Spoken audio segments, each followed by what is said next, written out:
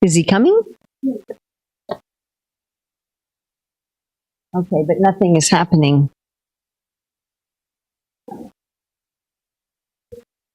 There you are. You are 2 minutes late.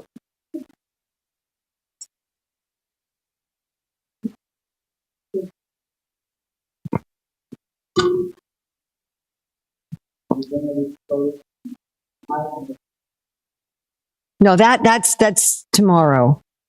That's tomorrow. The I messed up is tomorrow.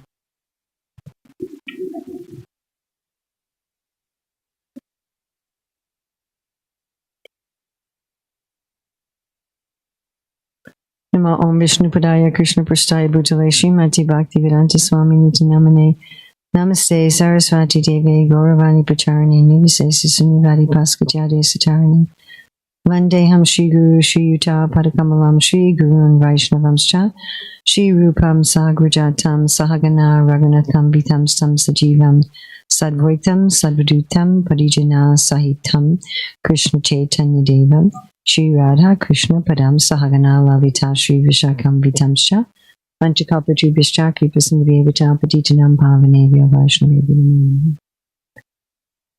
I still don't see anything on the screens, Prabhu.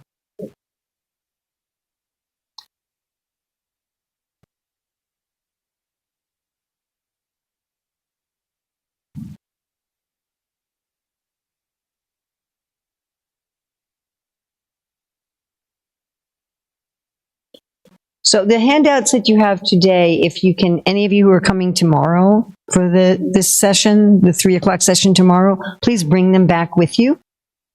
Okay? Please. You will remember to bring your handouts tomorrow.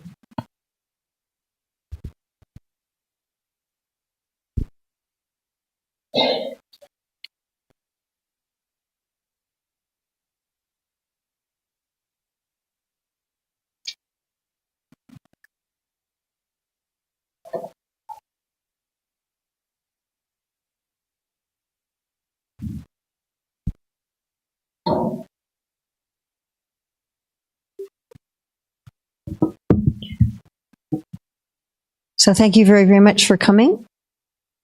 Those of you who want to go more deeply into Career Dharma, we have a copy of the Career Dharma book here that you can get. We also have, if you go to careerdharma.net, we have a full online course. We have there how you can get in touch with coaches in various parts of the world to get individual coaching. I'd like you first to look at your handout that lists the 9 principles.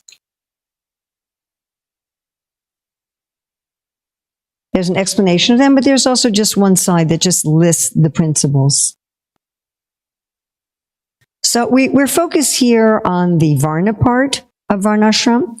In our book, we have 1 chapter about ashram. That's because Prabhupada said first Varna, then ashram. And I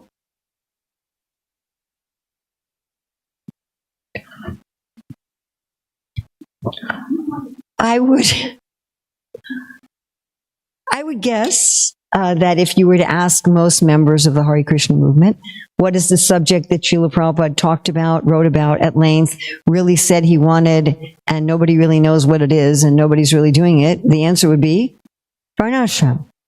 And I feel one of the biggest problems is that we don't know what it is, that we are misunderstanding what it is. So take a look at those 9 principles. Okay, different people just go around and read one of them out loud, one at a time. Can you read the first one?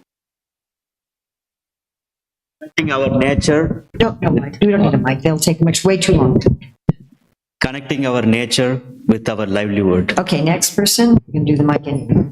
Advancing through life while nourishing our nature.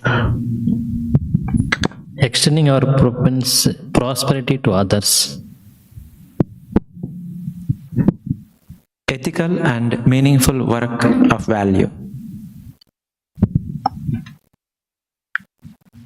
Delight in cherishing our prosperity in the field of work.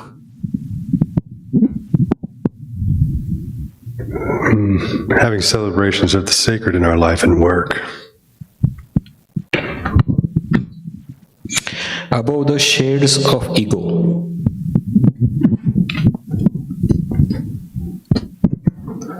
Maintaining societal balance and having cooperations between the fields and competition within the fields.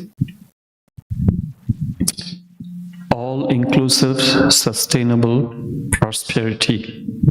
So generally I see the one that we tend to focus on in our movement when we talk about Varnashram is all-inclusive, sustainable prosperity.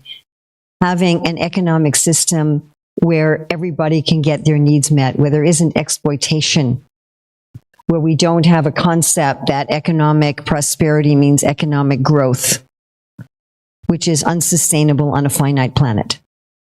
So that tends to be the main thing we're looking for, the simple living, high thinking, bringing the members with a natural way of life. That kind of thing is what we tend to think of as Varnashram, and that's certainly very important. But it's not the only principle of Varnashram.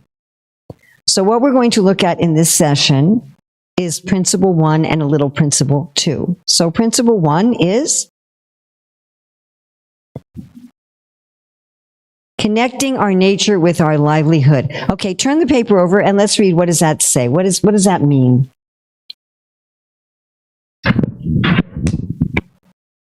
Can someone read it out loud? You don't need a mic, just someone read it out loud. Somebody read it out loud with a mic, if you will.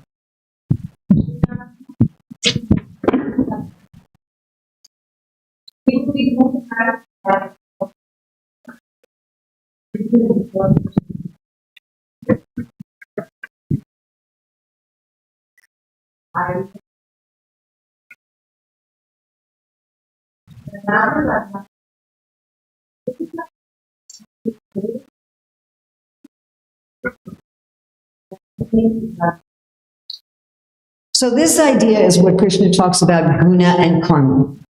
In other words, that our karma should match our guna. The work we do should match what Prabhupada calls our psychophysical nature.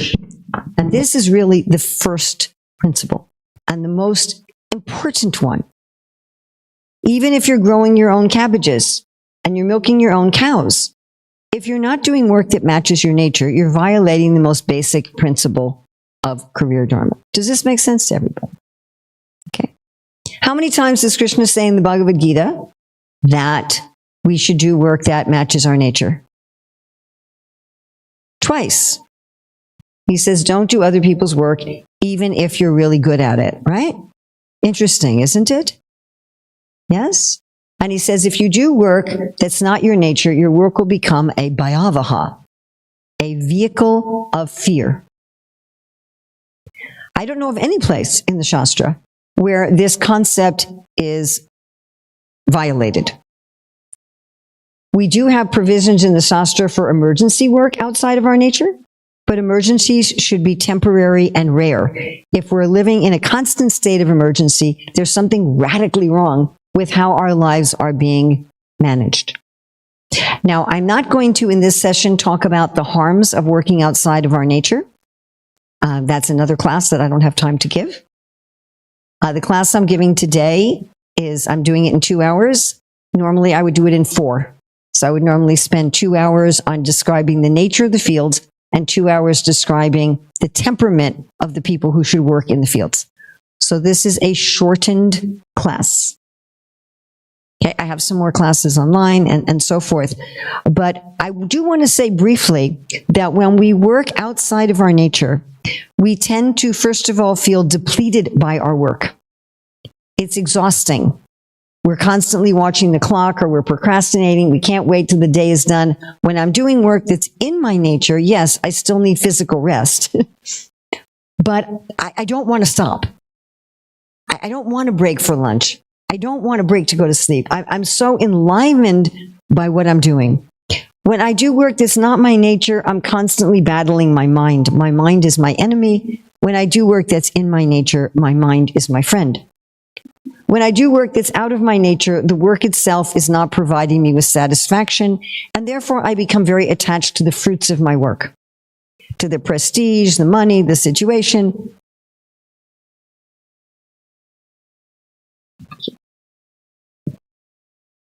I always think about how Uddhava said that he becomes purified by wearing the garlands that Krishna has worn. When I do work that is my nature, then the work itself is so satisfying that I'm enjoying life with a thrill at every moment. And the result of the work, the happiness from the result of the work is no different from the happiness I'm getting at every moment. And naturally, I'm giving the results to Krishna at every moment. Maharaj talked a lot about how sometimes feeling blocked in our sadhana is because of envy and a lack of respect. Another reason for feeling blocked in our sadhana is that we are not being engaged according to our nature. We don't, just like Maharaj is looking at things outside of the sadhana itself. You understand? Like people may say, well, you're not getting a taste because you're not chanting properly or you're not reading properly. And he's looking beyond that holistically. What else is there in our life that's affecting our spiritual practice? And you'll notice that he quoted Kapiladev, Lord Kapiladev, as saying that one of the things to do is to follow your duty. You all remember that from this morning? That what should you do if you want to solve this problem? You should worship the deity and you should follow your duty according to Varnashram. Well, now look at that. That one of the things to do is to be rightly situated, to do what Prabhupada would call our prescribed duties. So first of all, it's a question of just accepting that that is a very important principle that would bring great benefit to me. And as you study this, you'll see it would bring great benefit to the world. It would also bring great benefit to the way our Hare Krishna movement is run, which we'll look at a little bit tomorrow. So first, what I'd like to do, what I'm going to be doing today, is just defining what we call the four fields of work. Now, my co-author, Dr. Ruchira Datta, whose initiated name is Rukmini, but that's not Rukmini Walker, okay? My god sister Rukmini does not have the last name of Datta. People still say, oh, I've met that Rukmini. I said, you probably haven't met this Rukmini. So my PhD is in education. I'm a social scientist. Her PhD is in mathematics. She's a hard scientist. And we spent all together, she was also born in a Vaishnava family. Her great-grandparents were disciples of Srila Bhaktisiddhanta Saraswati Thakur. So we spent 6 years really researching what does it say in the Shastra? What does Srila Prabhupada say? What do our acharyas say about the nature of what we call the four fields of work? And we put this in language for the general public because we want to bring this to the world. But I've also find that having this language helps even for us who are in the Hare Krishna movement to break up our stereotypes. So as we go through this, your mind is naturally going to say, oh, what's the Sanskrit name for this Varna? I'd like you not to do that, please. To just forget about that for these next few days. Forget you know the Sanskrit words. Because we probably have a lot of misconceptions and prejudices about those words. Is that all right? Can we do that to kind of open up our thinking? What we did in our book is for every point, and this is due to Rukmini and her thoroughness as a scholar, for every point we have Shastric references from Gita and Bhagavatam, but we also have a lot of empirical references. We altogether have 400 empirical references in the book, plus completed historical examples for each of the points that we make. So this is the kind of thing that you can use also to bring this knowledge to the world. Okay, are you ready? All right. So what we're going to do for each field is first we're going to look at the nature of the field. We're going to look at the nature of the field, the definition of that field of work, each of the four fields, the definition of the field. Then we're going to look at the temperament of the people who should work in that field. We're going to look at those two things separately. Why? Because people can be working in the wrong place. If they couldn't, Krishna wouldn't warn about it. Understood? Yes? Okay. Why am I bringing this up? And the last thing I want to say is, why am I bringing this up in a seminar about Vaishnava etiquette? Because the reason these four fields exist, that was our big question Rukmini and I asked. Why? Why did God take the hundreds of thousands of careers and put them into four categories? Why bother? Why not just say, as Prabhupada does sometimes say, it doesn't matter if you're a doctor, an engineer, just work for Krishna. Never mind what the designation is. So why did he do this? First of all, these four fields are stable. They always exist in human society. It's a point Prabhupada makes all the time, except maybe at the very beginning of Satya Yuga. And the temperament of people who should work in these four fields also always exists. So different careers come and go. You know, there were no software engineers in 1700, and there's not very many blacksmiths right now, but the four fields always exist. But the main reason is that the dharma of these fields are mutually exclusive. So there's some dharma that applies to everyone, like everyone should give in charity. I thought that was really significant that Lord Kapila Dev emphasizes charity. Everyone should show respect. Everyone should worship God. But each of these four fields has their unique dharma that if you bring into the other field becomes a dharma. You can think of this easily with the ashrams. What's proper dharma for a sannyasi, if you bring that behavior in the grahastha ashram, it becomes a dharma. If you were to bring the dharma of the grahastha ashram to the brahmachari ashram, it will become a dharma. What's good and proper in one ashram becomes irreligious in the other. Makes sense to everybody? It's the same thing that happens with the four fields. Exactly the same thing. So with Vaishnava etiquette, understanding my temperament and understanding that others have different temperaments means that we're going to have a different ethical dharmic lens through which we view the world. And we'll find that some of our interpersonal problems comes from assuming that there's one generic view of dharma for everybody. Now, in one sense, there is. Savai sam paro dharmo yato bhaktira hotukiya pritiyataya datma supersedisi. On that level, yes, there's one generic dharma for everyone.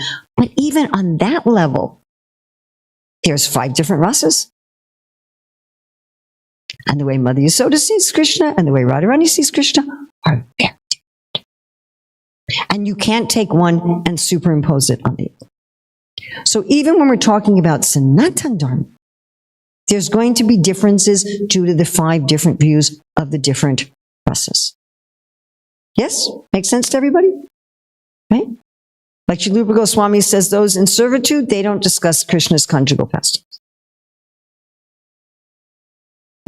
But the Priya Narmasakas do, and the Gopis do. So again, what's proper in one, even on the platform of Sanatana Dharma. And this way we can come to learn to appreciate and respect others.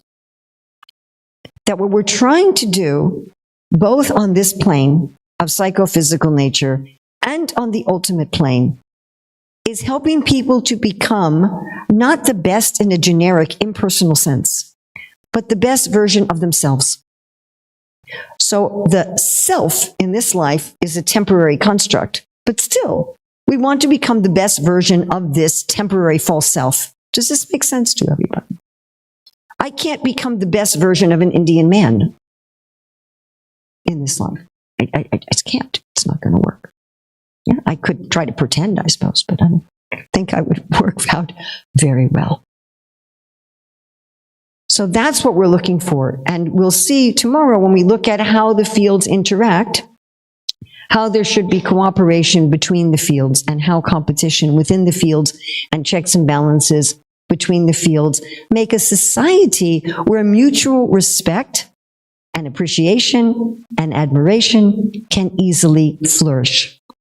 When we don't understand ourselves, when we don't understand others, when we think there's some generic impersonal good, and when we're in the wrong place, having proper etiquette and respect becomes extremely difficult. Okay. So this is in identifying our prosperity type and career field, connecting our nature with our livelihood. And this is, we're looking at this verse, Chaturvarnamayashristam, Gunakarma Vibhagasa, Tasya Kartaram Apimam, Vidya Kartaram Avyayam. So we call these 4 fields.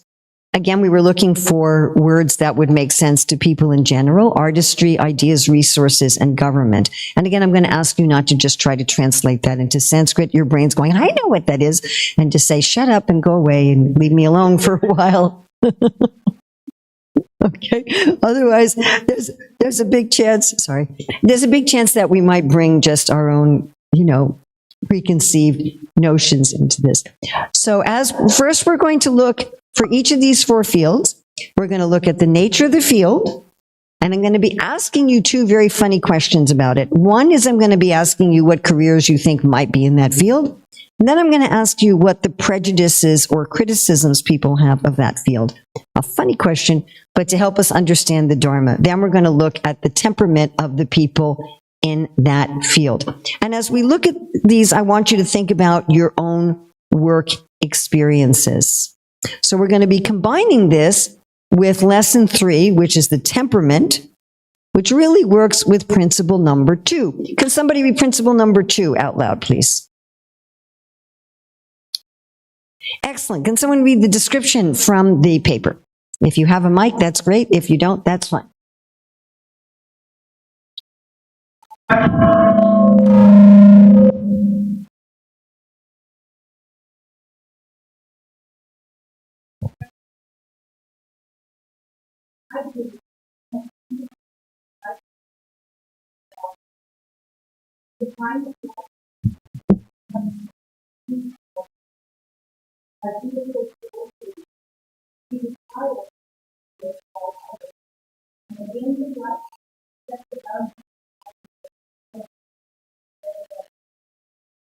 So this principle 2 has to deal with ashram, the 4 stages of life, that in the brahmachari ashram, you're preparing for work. In the grihastha ashram, you're working. In the vanaprastha ashram, you retire and guide others. In the sannyas ashram, you're preparing to leave this world and you have nothing to do. You're civilly dead. You have nothing to do with the world of work. It also has to do with the fact that our nature needs to be recognized and trained. Srila Prabhupada writes in the 2nd canto that the brahmachari ashram is for training in the higher values of life, along with specific training for a livelihood. And he writes in the 4th canto, in regard to Dhruva Maharaj, that one has to be trained in one's dharma, otherwise one's tendencies will not develop properly. We know that Srila Prabhupada wanted a Varnashram college in every center. And one of our sannyasi guru, GBC, said to me, doesn't this mean training in the skills? And I said, well, no, there's hundreds of thousands of places where you can get trained in skills. What we need to train people in is the Dharma. So all of us have a particular tendency towards one of these 4 dharmas. One difficulty is that the Shastra only describes dharmic expertise. You know this guy, right? Usain Bolt, what a great name for a runner. So the descriptions of the temperaments of the 4 fields describes those who are expert in the Dharma. When we're trying to understand our temperament or the temperament of our teenagers, we really want to look for this. We want to look for what's the initial tendency that still needs to be trained. You can think of it like you could have musical talent, but you still need training to be a musician, right? You can't just like pick up a violin unless you're Mozart or something. No, just play it. So when we look at the temperament, we're going to be looking at the temperament both from inclination. You see that little picture in the corner of the baby walking? So the slides that have that little picture are indicative of the inclination for the temperament, and the ones without that are of the dharmic expertise. Everybody clear on our basis? First, we're going to look at the field of artistry, and we're going to look at the nature of the field of artistry. The nature of the field of artistry. So the field of artistry provides all of the pleasures of human society. You could think of it metaphorically as providing the salt and spices in the food of life. Without the field of artistry, life would be plain unsalted rice, which Shiva Ram Maharaj calls solid air. This field also provides all of the functionality of society. Without this field, nothing works. Nothing works. Nothing would function. They're the support system. They provide the beauty in life, all of the beauty in life, all of the pleasures in life, and all of the functionality in life. This is the most concrete field. By that, I don't mean like cement that you pour in your driveway, but I mean it's dealing the most with practical things. It has the most clearly defined standards of excellence, both of final product and of training. So like what is a table is very clearly, it's a very concrete thing. And what kind of training you need to do to know how to make a table is also very concrete. Okay? In the universal body, it is compared to the feet and the legs of the universal body. And it's very interesting in Bhagavatam 2:10-25, it is stated that the Supreme Lord personally oversees this field. That he personally oversees the work of this field on a subtle level in the universal body. This would be the Mula Chakra, which has to do with functionality, and the Swadhisthana Chakra, which has to do with pleasures. Okay. I'm going to be asking you, as I will be doing for each of the fields, to suggest what careers might be in this field. This is not a test because I haven't taught it to you. So I'm not testing you, and I'm not testing me as a teacher. Sometimes we ask questions of the students to test us to see whether or not we've actually taught it properly, whether we need to reteach it. You know how Krishna does that at the end of the Bhagavad Gita? He said, are all your illusions all dispelled? And Prabhupada writes there that Krishna was prepared to reteach the whole Gita if necessary. So I'm not asking this question to test you, nor am I asking it to test me. It's a learning experience. And I actually am hoping that some of you give wrong answers. The reason for that is knowing what something is not is just as valuable as knowing what something is. Does that make sense? We understand the definition of a thing both by saying what it is and what it is not. So I'm looking for both right and wrong answers. And I do not want to take around the microphone because that will take too much time. I'll just repeat things so that the people online can hear me. Okay? I do care about all you people too.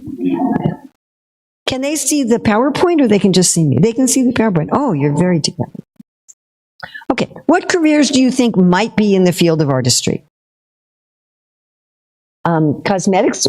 So like eschatology, people working on skin and what do they call it? The whole cosmetic industry. The business of the cosmetic industry, no.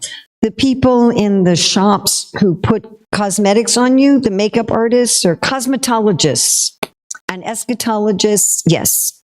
Makeup artists for theater, yes. But the cosmetics industry, no. Architects, yes. Physicians, what? Musicians, yes. Almost always, yes. Dancers, almost always, yes. Huh? Cooks, almost always. Some cooks not.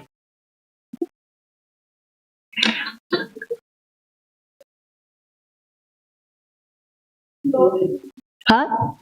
Interior designers, yes. Painters. House painters, definitely, yes. Blacksmiths, the few blacksmiths hanging around. Welders, yes. There are some blacksmiths who make you like, iron banisters and things like that. And people still need shoes for their horses. So. Artists, you like fine artists? Generally, yes. Some exceptions, but generally, yes.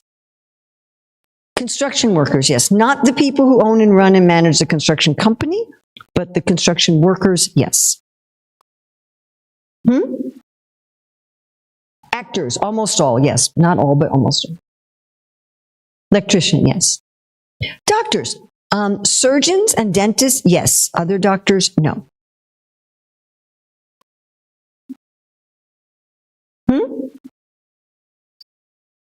An orator. It completely depends what they're talking about.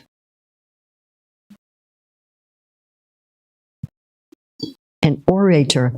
I wonder if that's like a career choice.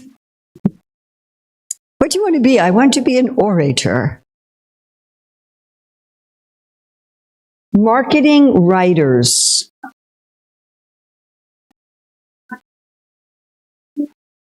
What? Writers. It depends. So if they're writing romance novels, detective stories, the gossip column in the newspaper, probably the obituaries, yes. A driver, yes. So a driver of a, limousine driver, taxi driver, bus driver, airplane pilot, yes. Professional athletes, yes. Huh? Tailor, yes. Hospitality, the people that are like at the reception desk, cleaning the rooms, yes. The people running the hotel business, no. Cleaners, yes. Accounting is interesting because the term accountant can mean a bunch of different jobs. And like the certified public accountants in India are almost like lawyers. They do a lot of the kind of things that lawyers do. So I think, if you're really just an accountant, then yes. If you're a financial manager, no. So it's, sometimes we run into a problem that the title given to something could mean different things in different circumstances. Yes. Advertising, if you're working in marketing and advertising, no. If you're just like maybe drafting the copy or you're creating the posters, then yes. Yeah. Motivational speakers. Generally, no. There might be some exceptions, but generally, no. Yeah?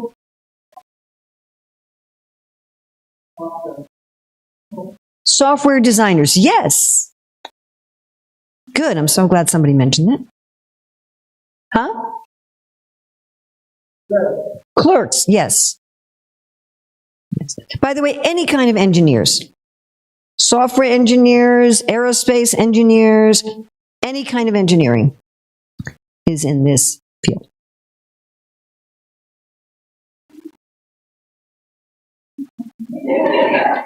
Yeah, we're only at 3:34 here. Yeah. And we still got another hour and a half. This field does seem to have the greatest variety of careers in it. Definitely seems. And when people talk about work,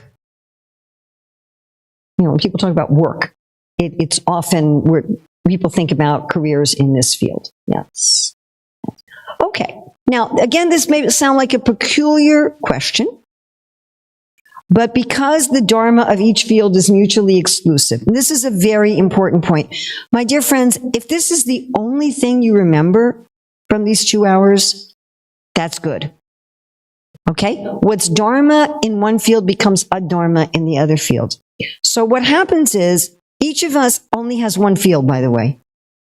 You can't have the temperament of more than one field because they're mutually exclusive. You'd have an inner war with yourself. So what happens is that we see the other fields pejoratively. Any field that's not ours. We sort of kind of have to because it's not our food. We can't properly digest it. We can't properly work in it. So we're going to see the essence of the dharma of the three fields that are not ours as being intrinsically adharmic. And this is the main point that's relevant to a Vaishnava etiquette seminar. I'm going to see the dharma of my field as dharma, and I'm going to see the dharma of the other three fields as intrinsically adharmic. Because for me, they are. Does this make sense to everybody? Okay.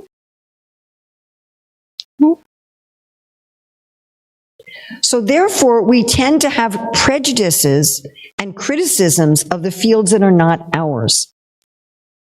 And in most cases, those criticisms are actually like the flip way of seeing what's actually good about that field. So that's why I asked this question. Phones on vibrator silence are really appreciated. And if you're expecting a call from, what's his name? King Charles? You leave it on vibrating and you'll still get through. Okay, so what are the prejudices or criticisms people tend to have about the work in this field?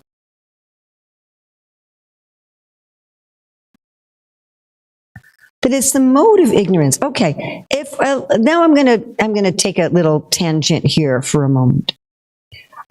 We could ask, what causes us to have these various temperaments?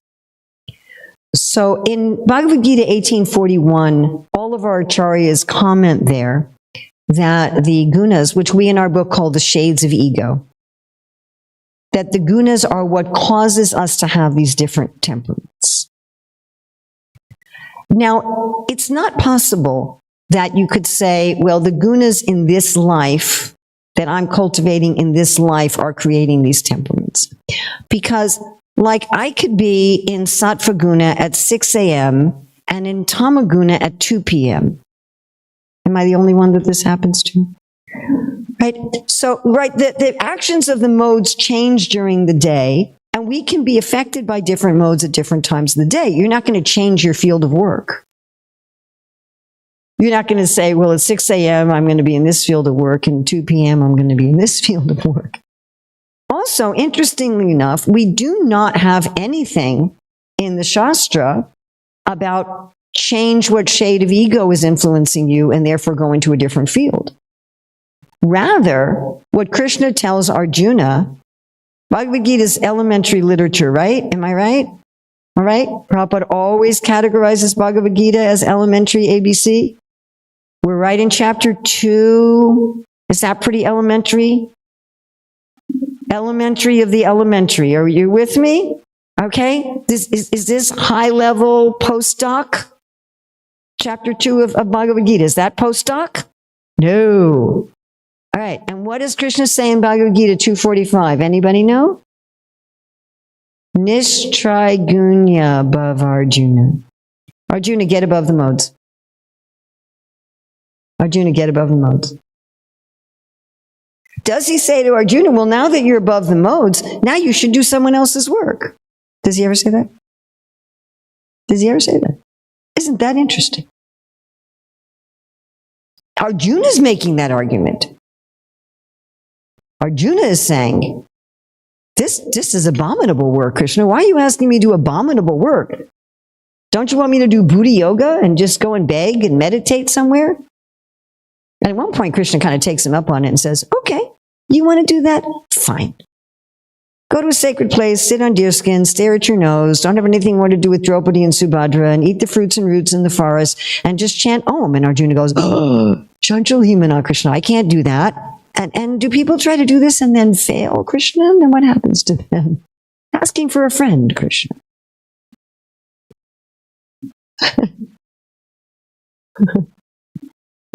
And then at the end of that, Krishna says, right, Yogi Namapi Sarvesham, you just think of me, and Arjuna doesn't go back to that. But my point is, it's Arjuna who's saying, if I come to a higher place of consciousness, I should change my work. That's Arjuna's argument, isn't it? Is that Krishna's argument? No.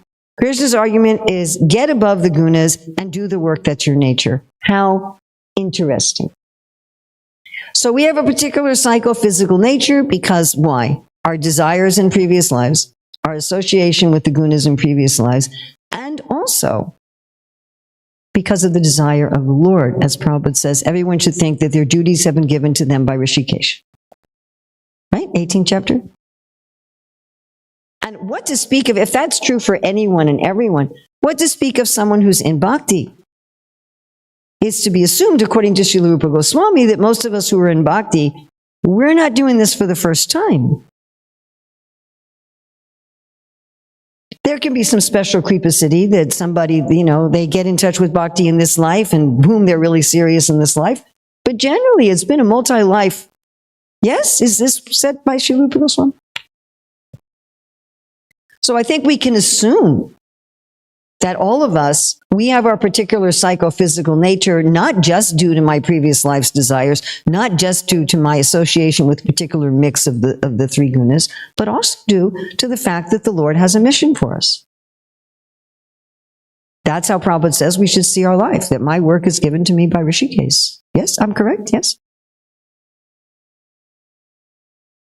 I mean, the way I think of it, even if we want to think that I'm very materially attached, you might say, well, I'm going to go out to the store, and I might say, hey, while you're there, could you get me? So it's like Krishna saying, okay, you have this nature because of your own desires and karma, but while you're doing that, I have a mission for you. I have something for you to do with that nature. So to say that the people in each of these fields are in a particular mode of nature would not be correct if they're actually in bhakti. Make sense to everybody? Yes? Clear? The way we present the modes of nature, which we talk about as the shades of ego, are stumbling blocks. And that each of the field has some particular shade of ego that tends to trip them up, that tends to be a problem for them. Anybody can be tripped up by any of the shades of ego, regardless of your field. But certain fields tend to get people inclined to certain shades. So is that all right? Long answer? Long, complicated answer? Any other criticisms or prejudices about this field? It's laborious. Well, that may be true for certain types of unskilled work. You know, you're spreading asphalt on the road and things like that. But there's a lot of the work in this field is not like that. I mean, if you're an aerospace engineer, if you're an actor, if you're an interior designer, then your work is not going to be like that. So it's not something that could be said about all the work of the field. Anything else? I'm confused about why that would apply just to this field.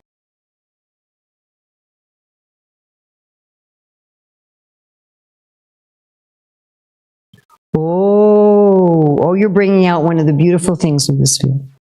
That, and we'll actually talk about that in terms of temperament. And the reason why even people who aren't in this field will sometimes do work like this field for relaxation. You know how Krishna distinguishes in chapter 6 between work and recreation? Because this is the field of pleasure. So a person may work all day in something else, and then for relaxation, they want to play tennis. For relaxation, they want to grow flowers in their garden. So that because the work in this field does tend to put you in a state of flow very easily because it is the field of pleasure. Although if you're working according to your nature, your work will also put you in a state of flow because it's congruent with who you are.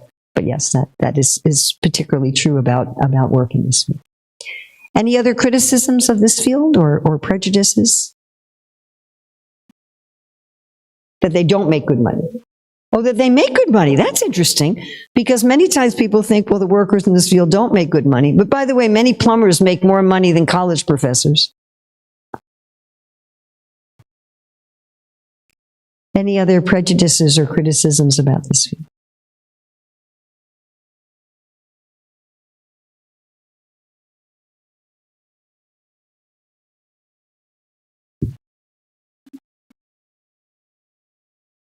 That's okay. I'll tell you if it's a question that I want to take now or not.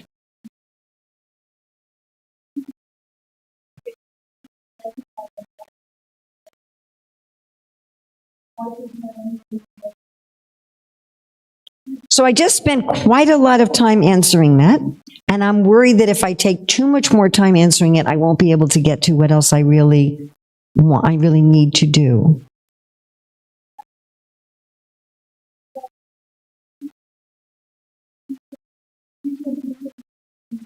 The fields are mutually, the dharmas are mutually exclusive.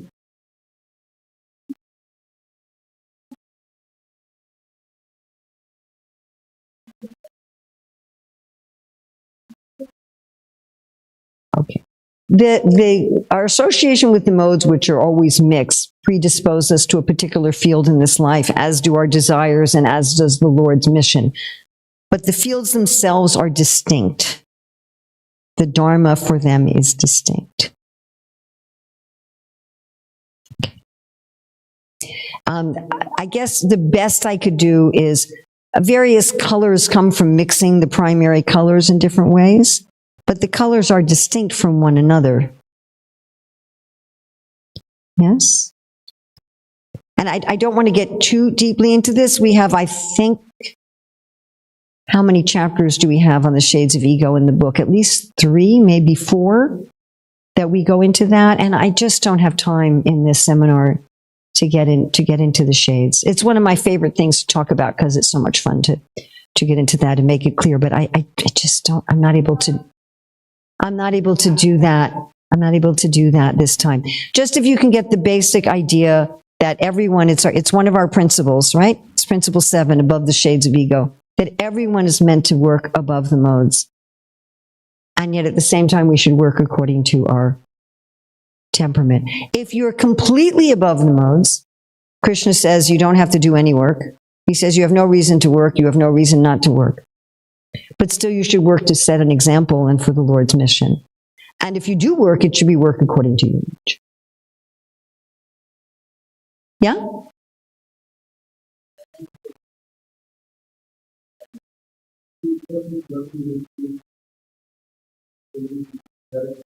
That's what I was looking for.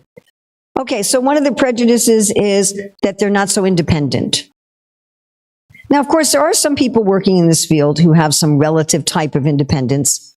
Like I know one gentleman where I stay at Govardhan, his shop is a piece of cardboard in a toolbox, and he sets up in the middle of the town and fixes flip-flops. So he sets his own hours, he sets his own rate, he doesn't have a boss, but he is pleasing customers and clients. And that is the demarcation of this field that doesn't exist in the other 3 fields. The desire to please customers and clients.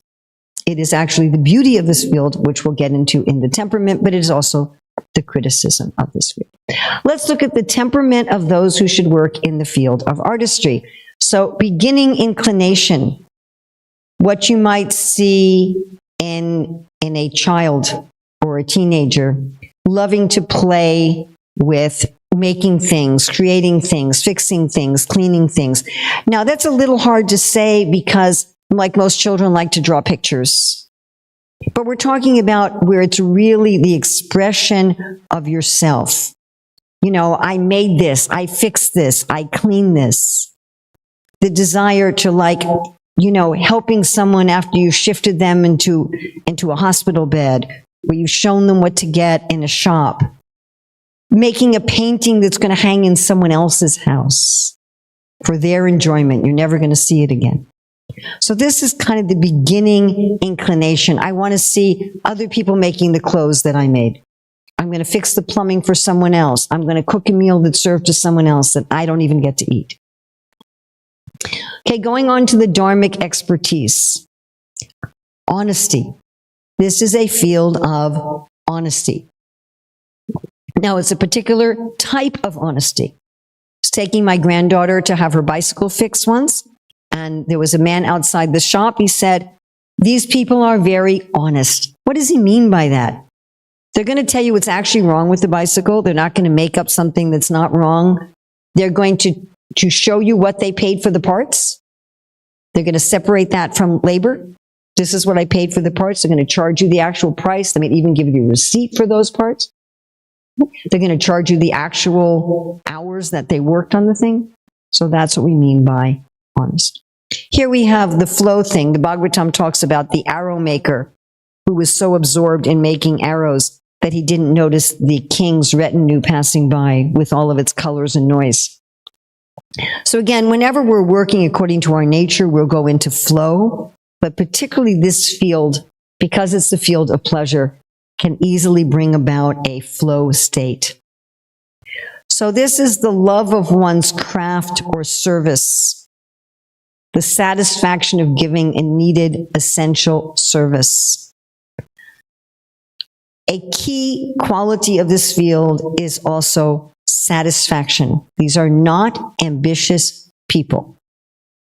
If you say to these people, work 80 hours a week and become rich, they're like, you know, if I can work 40 hours a week and pay my bills, I'm happy. They're not ambitious people. Prabhupada talks quite a lot how they're happy if they have like a comfortable place to live, nice clothes to wear, good food to eat, loving people in their lives. They're happy. They do want to be appreciated for their craft or service, because the main thing that motivates these people is the pleasure of the customer or client. That's the main demarcation of this field.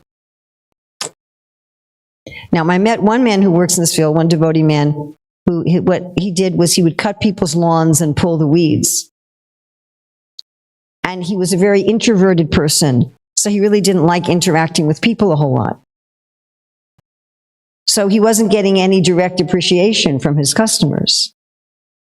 So we were doing a consultation with him, trying to figure out what field he was in, and we weren't getting this thing of wanting the appreciation of the customers or clients. So we were thinking everything is pointing to artistry except this key factor. And then we found out that he was imagining that. He said, when I finish working on someone's yard, I get in my truck and I imagine them coming home from work and looking at it and going, wow, the lawn looks really good. So this, I'm happy with the painting that's in your house. I don't see it again. Seeing an electronic file of a painting isn't the same as seeing an original. I want the customer to be happy. Be very careful when you deal with people in the field of artistry. They're not going to be happy just with being paid. If someone comes and cleans your house and you think you pay them and they're going to be happy, They're thriving on that appreciation of the customer and client. So they're satisfied, they're honest, if they have dharmic expertise, and what motivates them is pleasing the customer and client. Now, here we're looking at the principle of cherishing your field, which unfortunately we don't have time to get into in depth, but it's something Srila Prabhupada talks about a lot. That what we do in our work, it's not just the ethics of the work itself. One of our principles is doing honest work that's ethical, that adds value. But each field has its own dharma, and how I work in the field affects the dharma of the whole field. As one of the coaches we trained brought out, he said, it's like you throw a rock in a pond and it has a ripple effect. So those who cherish the dharma of the field of artistry are willing to sacrifice to maintain the quality and integrity of their work, even if they could get paid more or they could work faster. Like I saw a sign up once in a restaurant in New York. It said, we make slow food. If you want fast food, go down the street. Now, how this affects the whole field.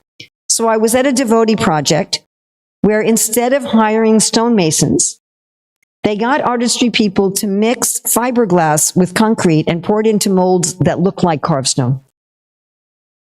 Now, if those artistry people were actually cherishing the dharma of the field, they would have refused to do that. They would have said, sorry, we're not going to produce an inferior product just because it's faster and cheaper. By their agreeing to do that, it's going to harm the actual stonemasons. You understand? If all those people said, we're not doing this, sorry, we're not creating an inferior, cheap product just to get paid, get paid more and have it done faster, then people would have no choice but to go to the stonemasons. But by them doing that, it creates an unfair competition within the field and pollutes the whole field of artistry. The fundamental questions they ask about their work are, is it supportive? Is it beautiful? When we do coaching, this is something that we ask people. Okay, imagine that you're giving functionality, support, and beauty to the world. You're working with some craft or you're working with some service. And at the end of the day, you say, I have made the world more beautiful. I've made the world more functional. I've been there supportive.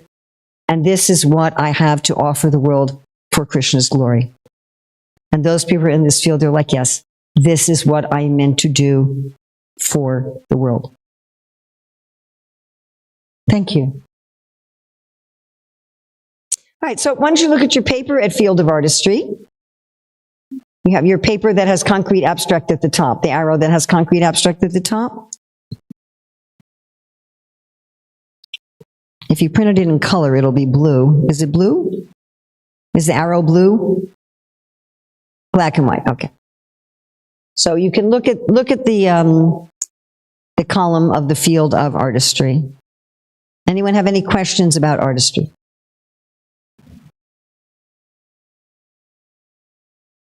Yes.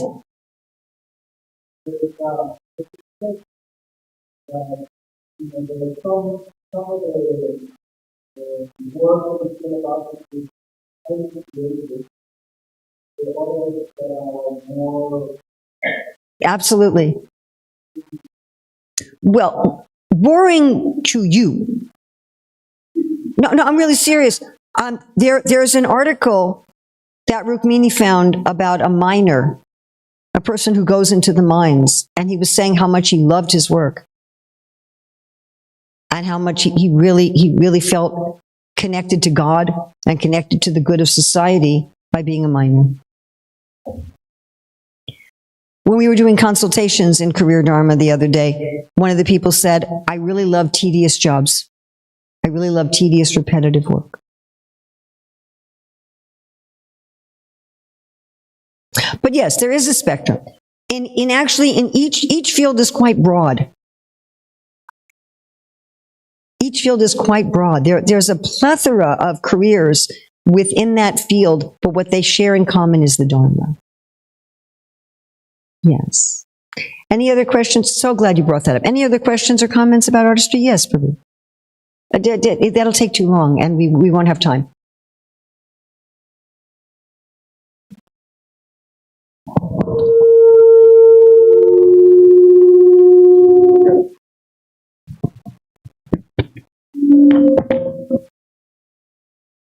Just try speaking without the mic.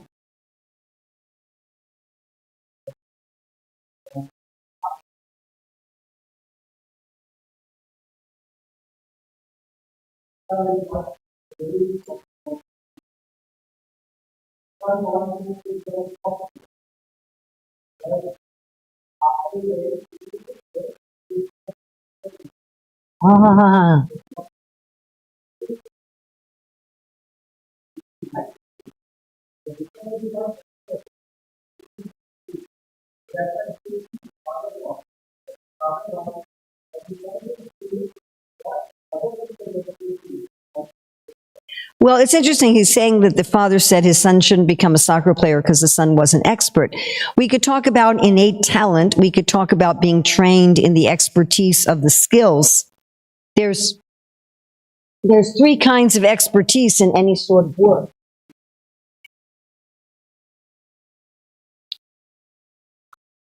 Information or knowledge.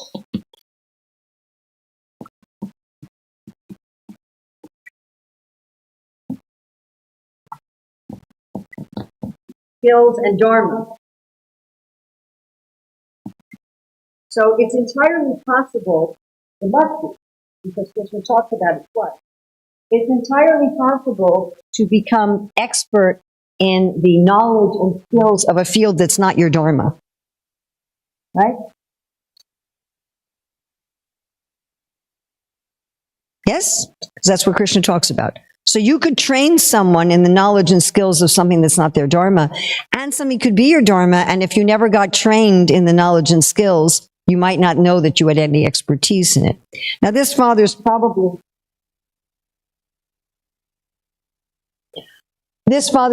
talking about expertise in the skills. So some of that is innate talent and some of that is training.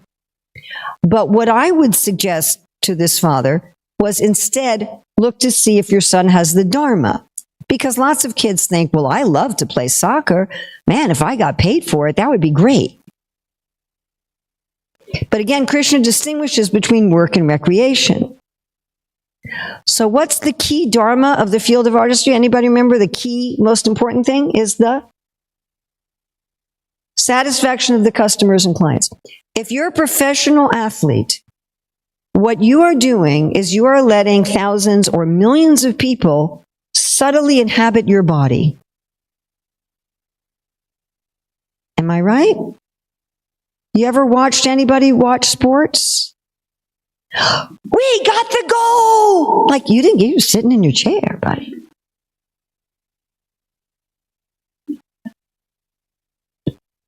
But they feel like that. They feel like they made the goal or they fumbled the ball. Why? Because they've actually subtly entered that person's body. The same thing happens with actors. Right? We've all watched dramas in our life, I assume, yes? Everybody's watched a drama, and you feel what the character being portrayed feels. Srila Rupa Goswami makes this point in the fifth wave of the Southern Ocean of Bhakti Rasamrita Sindhu. We feel what the character feels. Their character's in danger, and our heart starts beating faster.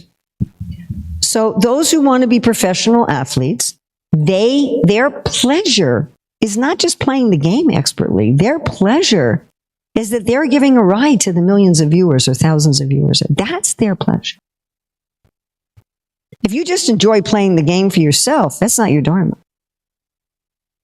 And some people get sucked into being professional athletes, and then they really suffer. And they feel really exploited. Because they were good at the game and they enjoyed playing it, and someone said, hey, why don't you have it as your profession? So that's what I would look at. Is, do you want to lend other people your body? Do you want to carry around millions of fans with you as you run down the field? And if you go, yuck, then that's not what you want to do. And if you're like, wow, I could provide that vicarious enjoyment for all of these people. You know, these people that it takes them as long to go to the kitchen for an apple juice as it took me to run across the field. They could never do what I'm doing, but they have a vicarious enjoyment of doing what I'm doing. And that's really what the person should be looking for. All right, I want to go on to field of government. Okay, so first we're going to look at the definition of the field of government. And it's government, not governance. Okay, it's government. So we're social creatures, and unless we have a very simple society, we need some sort of organization. We need some kind of rules. We need enforcement of the rules. We need to be protected from internal and external threats. We need to be able to have the creation of things that are beyond the reasonable capacity of any one person. Like you're not going to ask everybody go outside and make your piece of the road outside your house. You know, that's the kind of thing that needs to be done by government. Someone who takes interest in the whole domain. Right? Now, this field is much more abstract than artistry. It's actually, it's not the most abstract field, but much more so. If we're going to say, what's a good table? That's pretty clear. Right? What's a good government? That's not so clear, is it? You could have many different forms of government.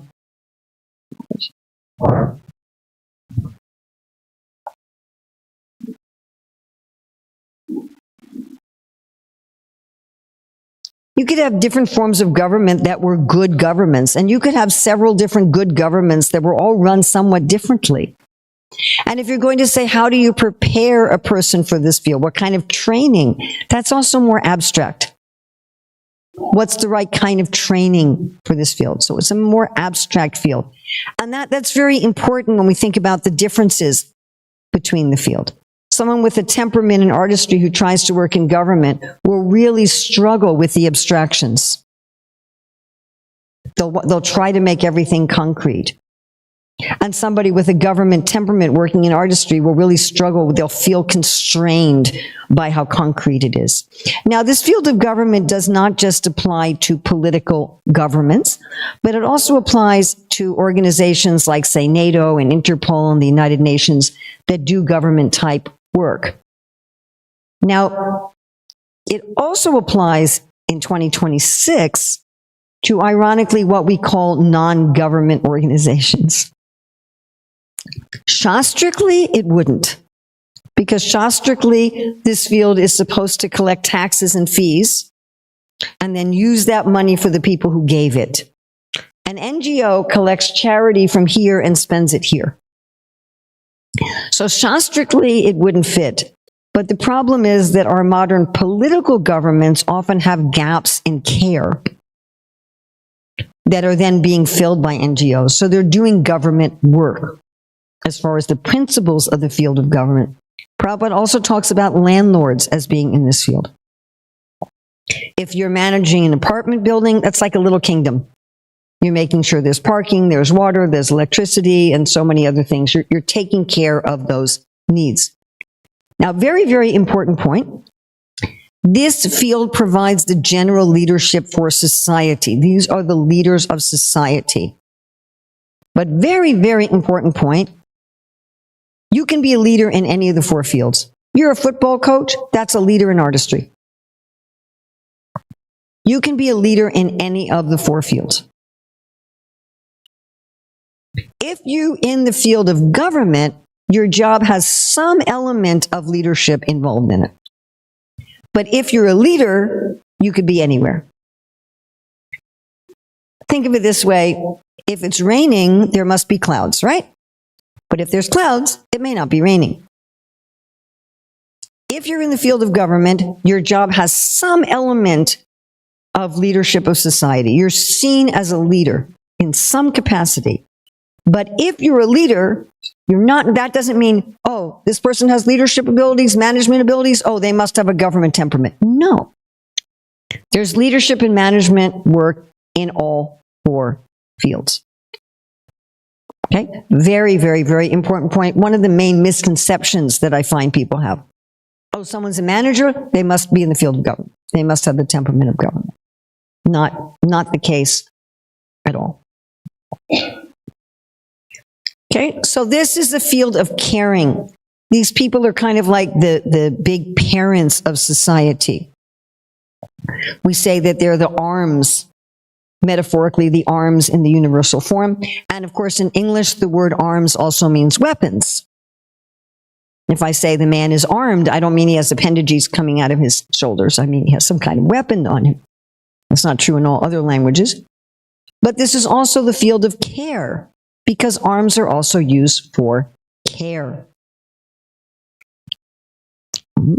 And on the subtle level, this would be the Anahata chakra, the chakra of caring, providing for, again, acting as like a parent to society.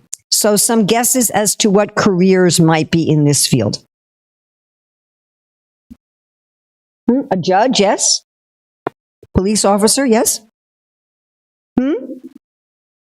Political leaders. Give me some examples, like prime minister, president, what else? Congressperson, yes. Military personnel, not the cooks. The senators, the congresspersons, yes. What else? Lawyers. Homemakers. Homemaking is an ashram, not a career. That's ashram work.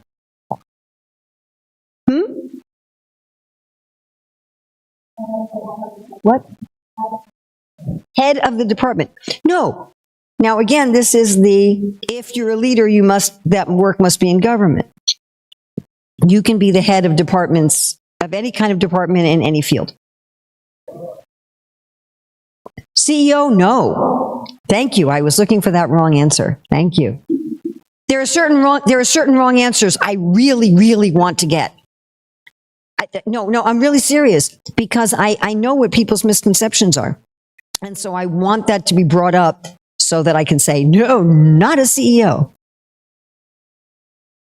High school principal, no. Now, if you're a school superintendent, then yes.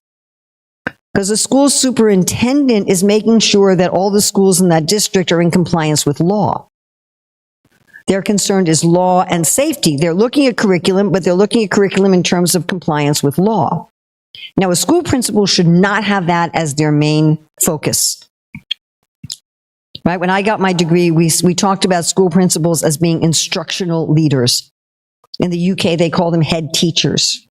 So a school principal should not be work in the field of government.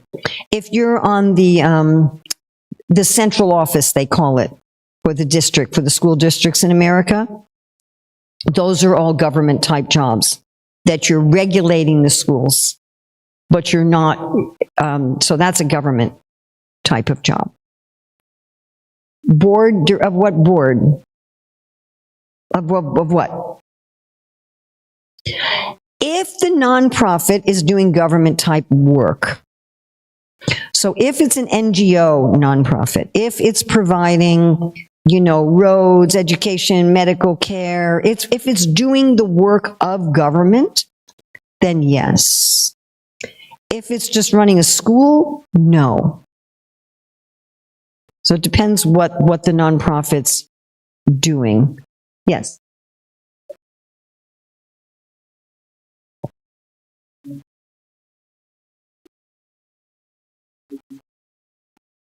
Yes, all those sort of things where they're regulating various industries according to law and fairness and protection. Yes. Excellent. Yes. Now in America, you can get a social work degree and work as if you were a psychologist. So if you have a social work degree but are working like a psychologist, then no. But if you're actually a social worker, yes. And the whole social work department, because you're giving people protection, you're making sure that they're getting what's due to them under the law. You're making sure they're dealt with fairness and morals and ethics and things like that.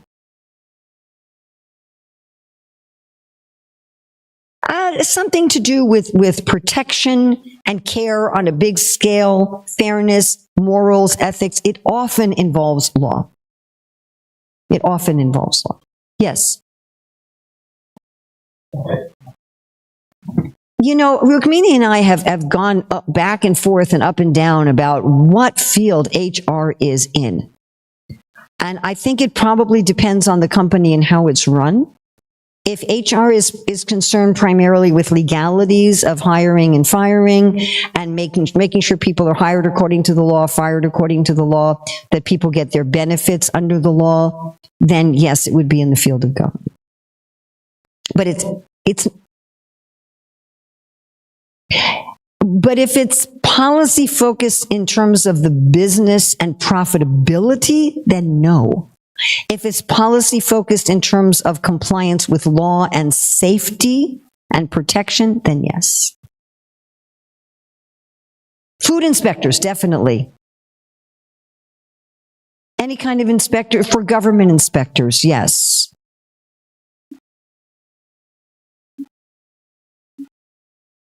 Their particular job is a field of government job.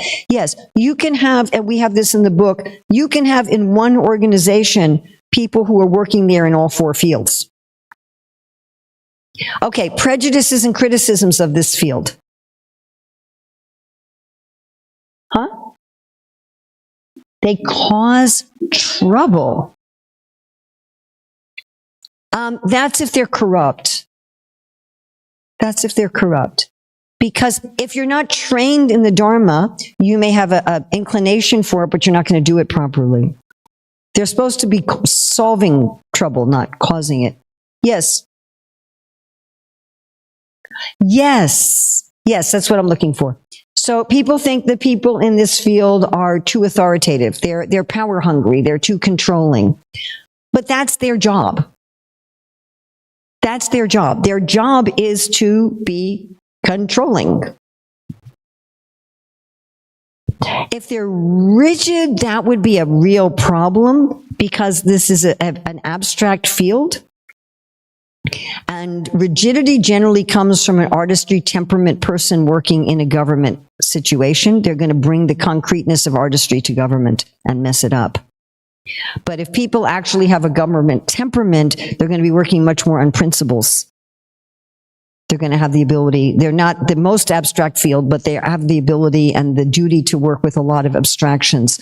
But the main complaint about people in this field is that they're power hungry or they're controlling because that's their job, is to be the power and controlling people. I have to go on, sorry.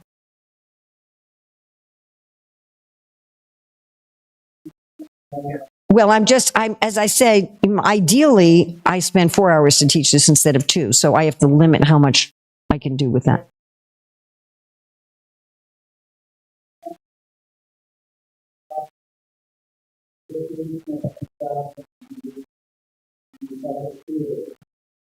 Okay, so you make a plan for a battle, all right? You map out your strategy for the battle. The battle starts and you have what's called the fog of war. And you've got to be able to make decisions like this with very little information coming in. You have to decide how to deal with other governments and with people in government in your jurisdiction according to their need. And you've got to be able to deal with people with principles. Think about a judge. So you wouldn't need a judge if there was absolutely a certain punishment for each crime. The bailiff can keep order in the courtroom. You don't need a judge for that. You don't need such a highly qualified person for that. But the judge has to weigh this person's past criminal record, the demographics, their situation, what help they're getting, what family support they have, the nature of the crime. So many factors. They've got to weigh those together to decide how to punish. It's abstract. If I'm building a table, it's not like that. The thing's got to stand up and hold things. It's much more concrete. Does that make sense? And I apologize that I can't get into everything. Of all of the hundreds of things that I've taught over the years, this topic I find people are insatiable. I mean, seriously, I can do a 3-4 hour class and half the people will stay an hour afterwards to ask questions. And I've decided that this must be a huge need. It must be a huge unmet hunger in the world, because I find all over the world, regardless of the audience, I can never answer everyone's questions sufficiently. Okay, let's look at the temperament of the people who should work in the field of government. So what you're going to see in initial inclination is a concern about fairness and rules. Now, that's every kid's like that. You know, every kid is going to say, that's not fair. But we're talking about someone where this is really the main thing that they're focused on. Fairness and rules and order and protection. In their play often involves a lot of heroism in caring or protecting other people. They often have a tough skin. They're often not very affected by criticism. They often have a lot of courage. They'll have some tendency towards having sort of a take charge mentality. And again, this is initial inclination. They tend to be very goal-oriented, decisive, determined, systems thinkers. Now, they're aware of the flows of people in the world. Okay, now we're going to look at the dharmic expertise.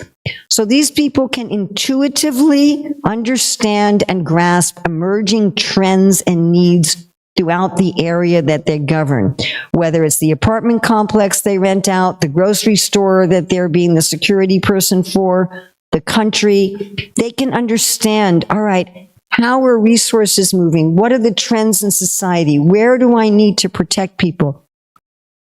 One devotee I know who's in this field and worked as a security guard in a grocery store, he was giving a class for the devotees in situational awareness.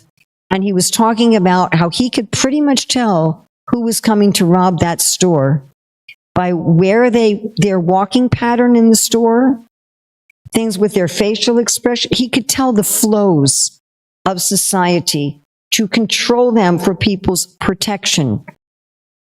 Okay, if we're turning to Shastra and Dharmic expertise, we're looking at things like heroism, power, determination, resourcefulness, courage in battle, generosity, which is a very important trait when you look at what happens when people get in the wrong field. Leadership, dynamic power, strength, determination, great endeavor, steadiness. We know Arjuna had a son named Abhimanyu. Abhi means toward, Manyu means danger. The definitive dharma of this field is that these people run toward danger.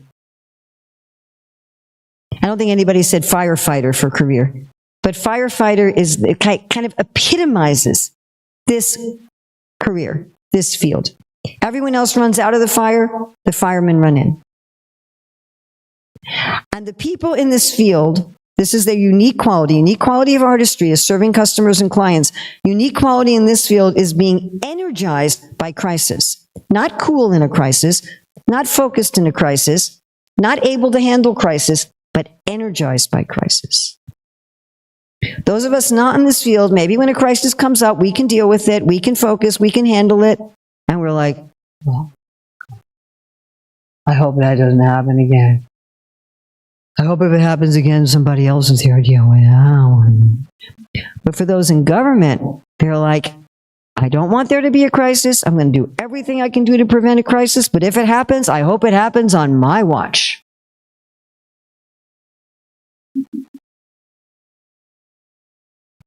Yes! I got to be the one to deal with the crisis. Woo-hoo! They're energized by crisis, the main demarcation of this field. And we talked about leadership. So this might not be positional leadership. It might be charismatic leadership. But if you think about it, even a police officer is a kind of leader. You know, the police officer, even the social worker, they're representing the government. They might not have a leadership position. They might not be a manager. They may or may not be a manager, and they might not be some big charismatic influencer. But there's some degree in which they're a leader of society. Again, you can be a leader in another field. But everyone in this field has some sense of being a societal leader. And then this generosity, very important. The dharmic expertise of this field, they collect from the people. If there's an emergency, they'll give everything away. We have so many examples like that in the Bhagavatam. That would be a dharma for people in other fields. But in this field, it's actually their dharma. They're willing to give everything. I was just hearing Srila Prabhupada this morning talk about how that many of the people in this field are very studious. Of course, you can have people who are very interested in knowledge in any of the four fields. A person I know someone in the field of artistry who likes to bake bread, who sells bread, and knows everything about, okay, the difference between yeast and sourdough and all the different kinds of flour and the exact ratio of flour to water and the baking temperature, and just researches and studies. But you will find people in the field of government may study very abstract things.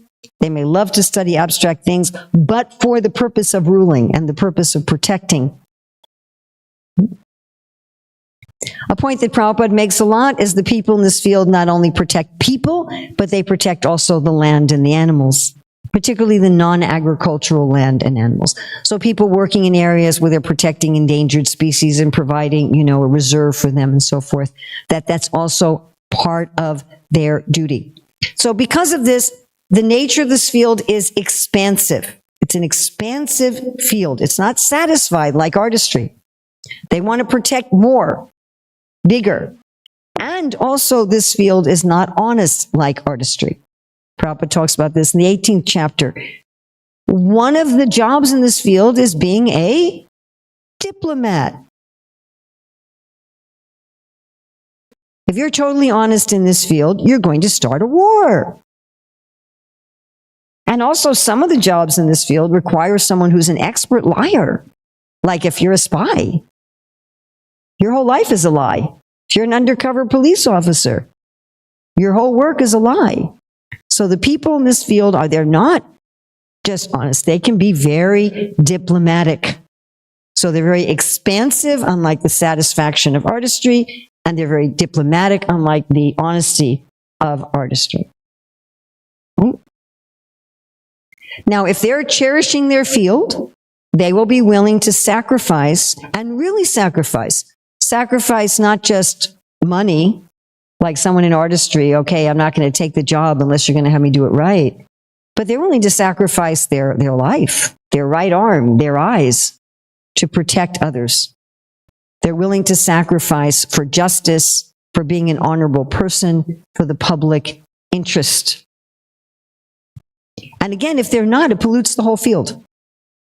Pollutes the whole field.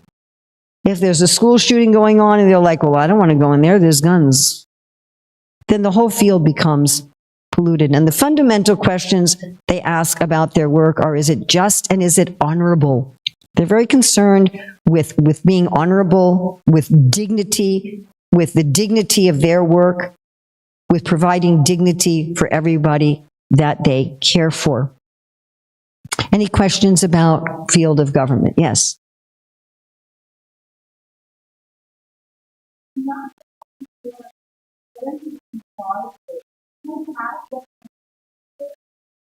Okay, the work of being a firefighter is work in the field of government.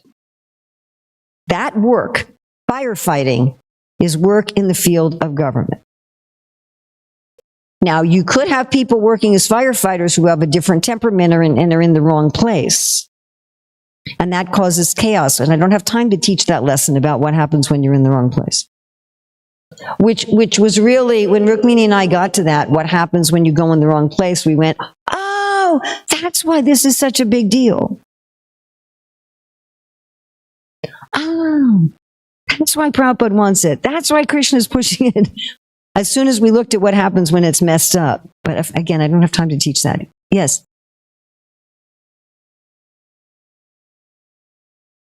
Yes. Yes. Who's also a saintly person. Nishtraigunya Bhavarjuna. Yes. Be in this field above the modes as a great devotee. Everybody should be in their field above the modes as a great devotee.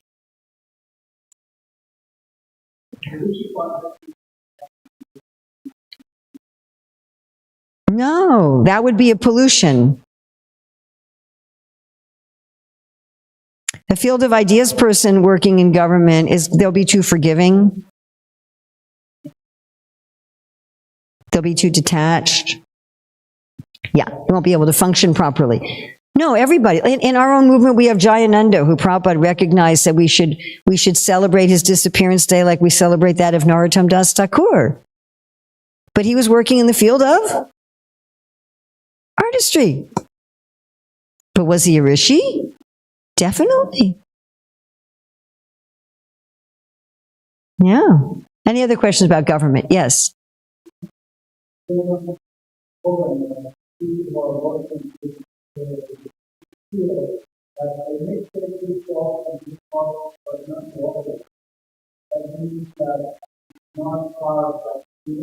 Okay.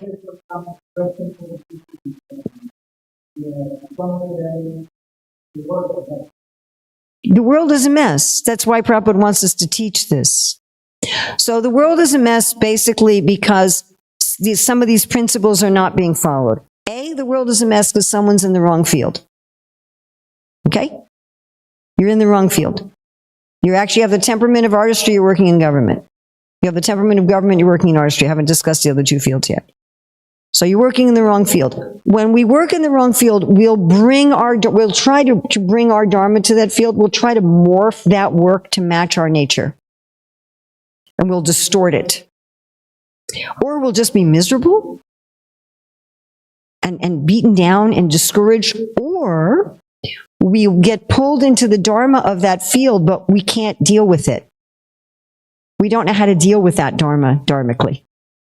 We don't know how to handle it. And we'll mishandle it. So first thing, people are in the wrong field. Second thing is people are not, they're in the right field. So some people now working in our government, they don't have the temperament of the field of government. They have a temperament of one of the other three fields. If they have a temperament of the field of government, they haven't been trained in the Dharma. You've got to be trained in these things.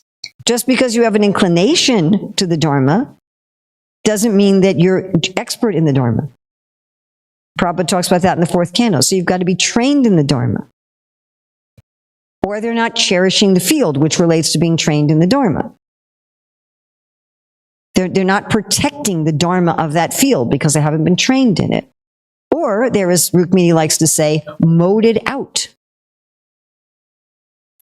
In other words, they're really in Tamagun or Rajagun, and that's affecting their ability to function. Even Sattvagun is contaminating. In Sattvagun, you're like, I'm so spiritual, I'm better than all those materialistic people. It's also an egoism and a contamination. But so those are the basic problems. People are in the wrong place. They're in a place that doesn't match their temperament. They're in the right place, but they're not trained in the Dharma, so they're not taking care of the Dharma.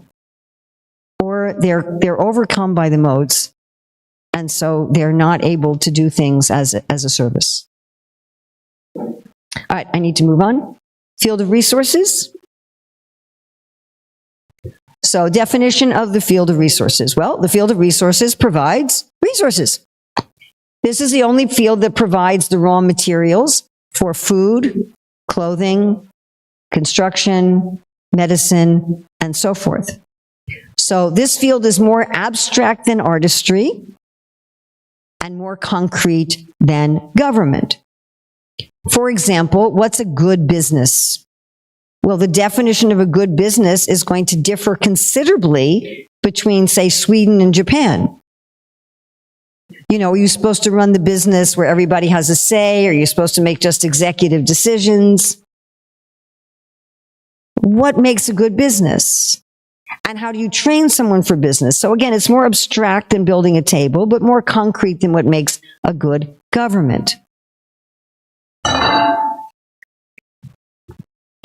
So the field of resources is the biggest employer. So the other three fields also employ people. Like somebody could be a plumber and have a couple of assistants, right? But that's just artistry. Just because it's legally a business doesn't put it into resources. But resources is definitely the main employer in society. Also because they're dealing with the most money, they pay the biggest quantity of taxes. Also because they're dealing with the most money, they give the most quantity of charity. Everyone's supposed to give charity, but resource people can give the most quantity. So they're providing the most quantity of taxes, the most quantity of charity, and they're employing the most quantity of people. So they're considered metaphorically to be like the stomach of the universal body, which Prabhupada often compares to God. He'll say, just like all the senses are meant to serve the stomach, and the stomach then distributes to the rest of them. So in the same way, without this field, and Prabhupada will sometimes say, don't talk philosophy, talk anyad bhavanti bhutani. What about, are you growing food? Right? You've heard Prabhupada say that? Are you even growing food? So this would be on a subtle level in the universal body, the Manipuri chakra. Any ideas of what careers might be in this field? Farmers, if you own the farm, if you go on the farm to pick the apples, you're in artistry. Okay, you own the farm, you run the farm. What else? Entrepreneurs, yes. Huh? Trade, if you're a trader, yes. Now we have the CEO. Now you have your CEO. If you're the head of, if you're the board of directors of a business, then you're in resources. Business people, yes. If you're a trader, yes. We're talking about, of course, dharmically, not some trading is legitimate and some is gambling. You understand? Like if you're running a business and you don't have enough money to start it and you ask me to give you some money to invest in your business, I believe in you, I believe in the business, I invest in your business, you give me some of the profits, that's not gambling. Do you follow? If I'm doing day trading with the currency exchange, that's gambling. No, you'd be the resources person, but I'm talking about, because you're running a business, but I'm talking about people who are like financial, they're investment planners, they give, you know, when you go into a bank and you know the tables and the booths that you can sit at and people can help you with mortgages and investments, that's all resources people. The people running the bank, managing the bank are resources people. The people where you give your money for deposits and withdrawals, that's artistry. Loan officers would be resources, yes. Marketing people, yes. If you're owning the mines, you're running the mines, yes. Huh? What was that? What did she say? Weavers, artistry. Now, if you're running a textile company, yes. Not necessarily. You could be in sales. You might not be a manager. If you're running a store or working with the marketing, the sales, the management, that's all resources. But no, you could be a manager in resources. You could not be a manager in resources. The business owners are doing work in the field of resources, but there's a lot of work in the field of resources where you're not an owner. You could be the directors, you could be involved in marketing, you could be involved in sales. Now, if you're just standing at the cashier, if you're just a cashier ringing up sales, that's artistry. But if you're going out selling, Yeah. Huh? What do they do?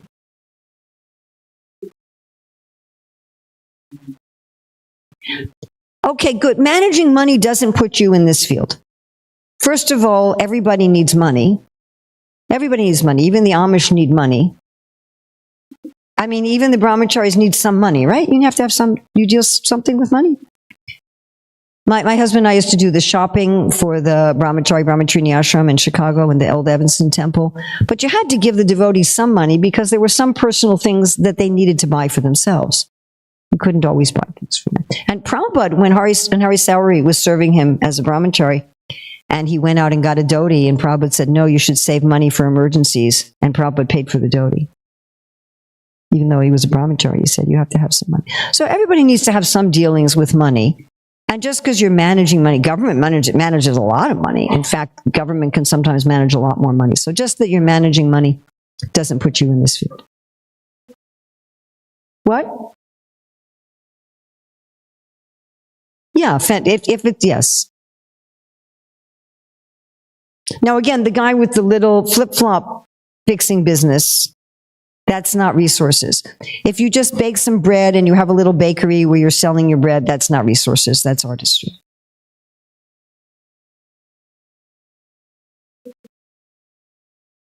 Yeah, somebody's selling cars, yes.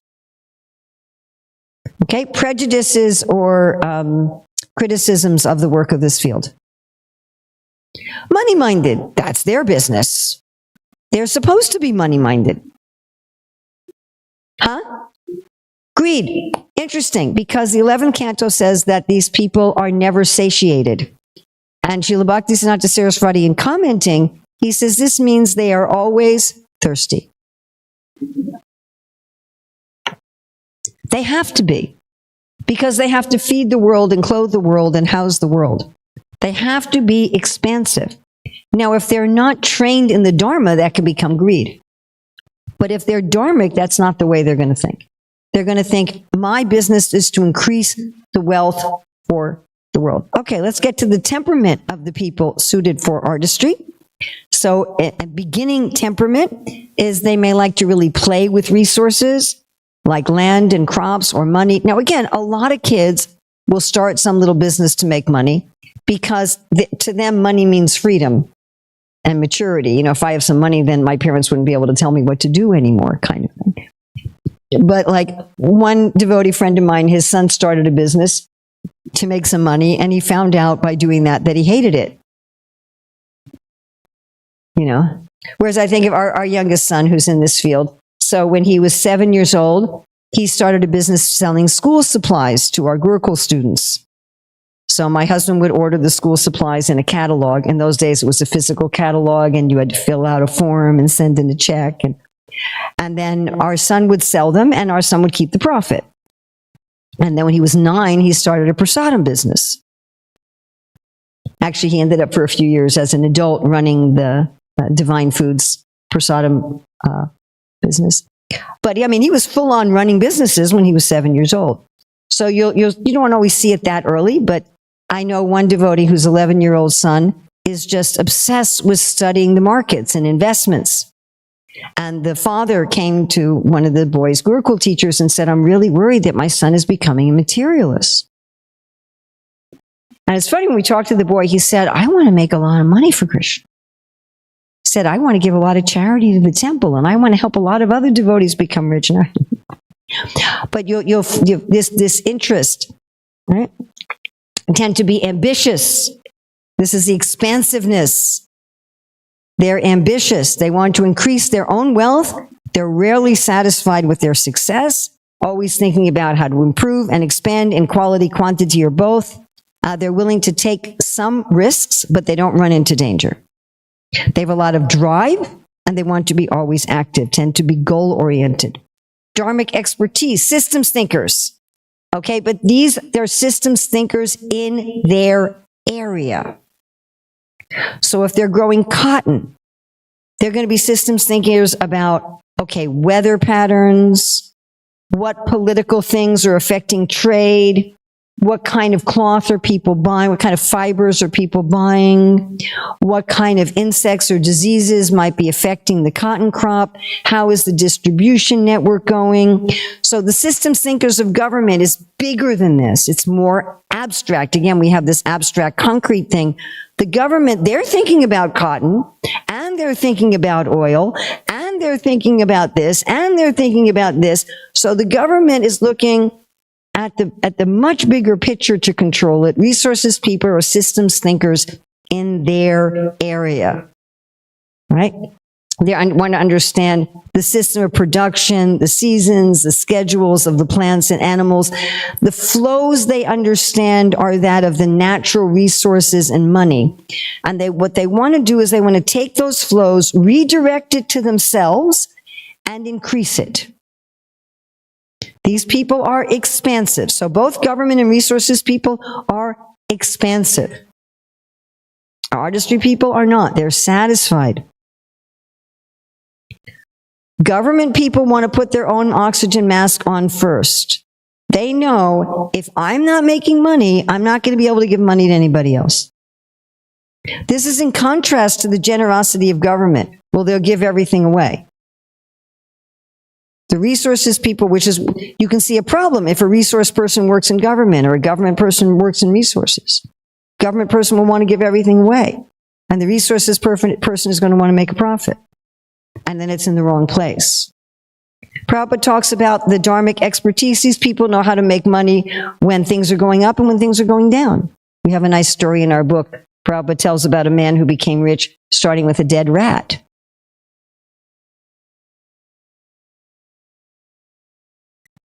And why are they profit-minded, which looks to other people like greed? Because you have to save some seeds from the harvest to plant next year.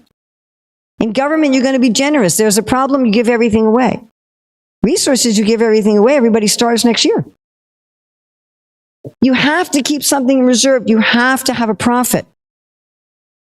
Now, in order to do that, you also can't be fully honest. Prabhupada says lying is compulsory in this field. You say, oh, this is a special price I'm giving to you, my friend. I'm not making a profit. Because people from other fields are going to see profit as greed. But without profit, you can't do the dharma of this field. So what's unique to this field is this insatiable thirst. You know, it's an interesting thing my son said to me when he was in his early 20s. He says, Mata, my youngest son who's in this field, he said, Mata, my life is already successful because I have already made more wealth for society than you and father spent on raising me. And it's funny because I wouldn't have defined life success like that. And he and his wife, they now have 3 kids. And he says the same thing. He says, you know, Mata, the good parent, they train the children to generate more societal wealth than you invest in them. So their mood is, how can I make society rich? And in order to do that, I have to have the money going through me. And so they have this insatiable ambition. I mean, my son also, when they sold the Divine Foods Company, he was a part owner. He said, now I have enough money, I could retire at 30 if I lived in a place like Atlanta, he said. And I said, well, great. He said, but I don't want to retire at 30. So he got a house in a more expensive place and bought a more expensive car. He said, I got this to force me to keep working because I don't want to retire. And then he started his own business. And he says, Mata, now I can make more money working for myself in 3 days a week than I could working for somebody else 5 days a week. And I'm like, great. And you only have to work 3 days a week. And he looked at me like I was crazy. He said, no, I'm going to work 5 days a week and make even more money.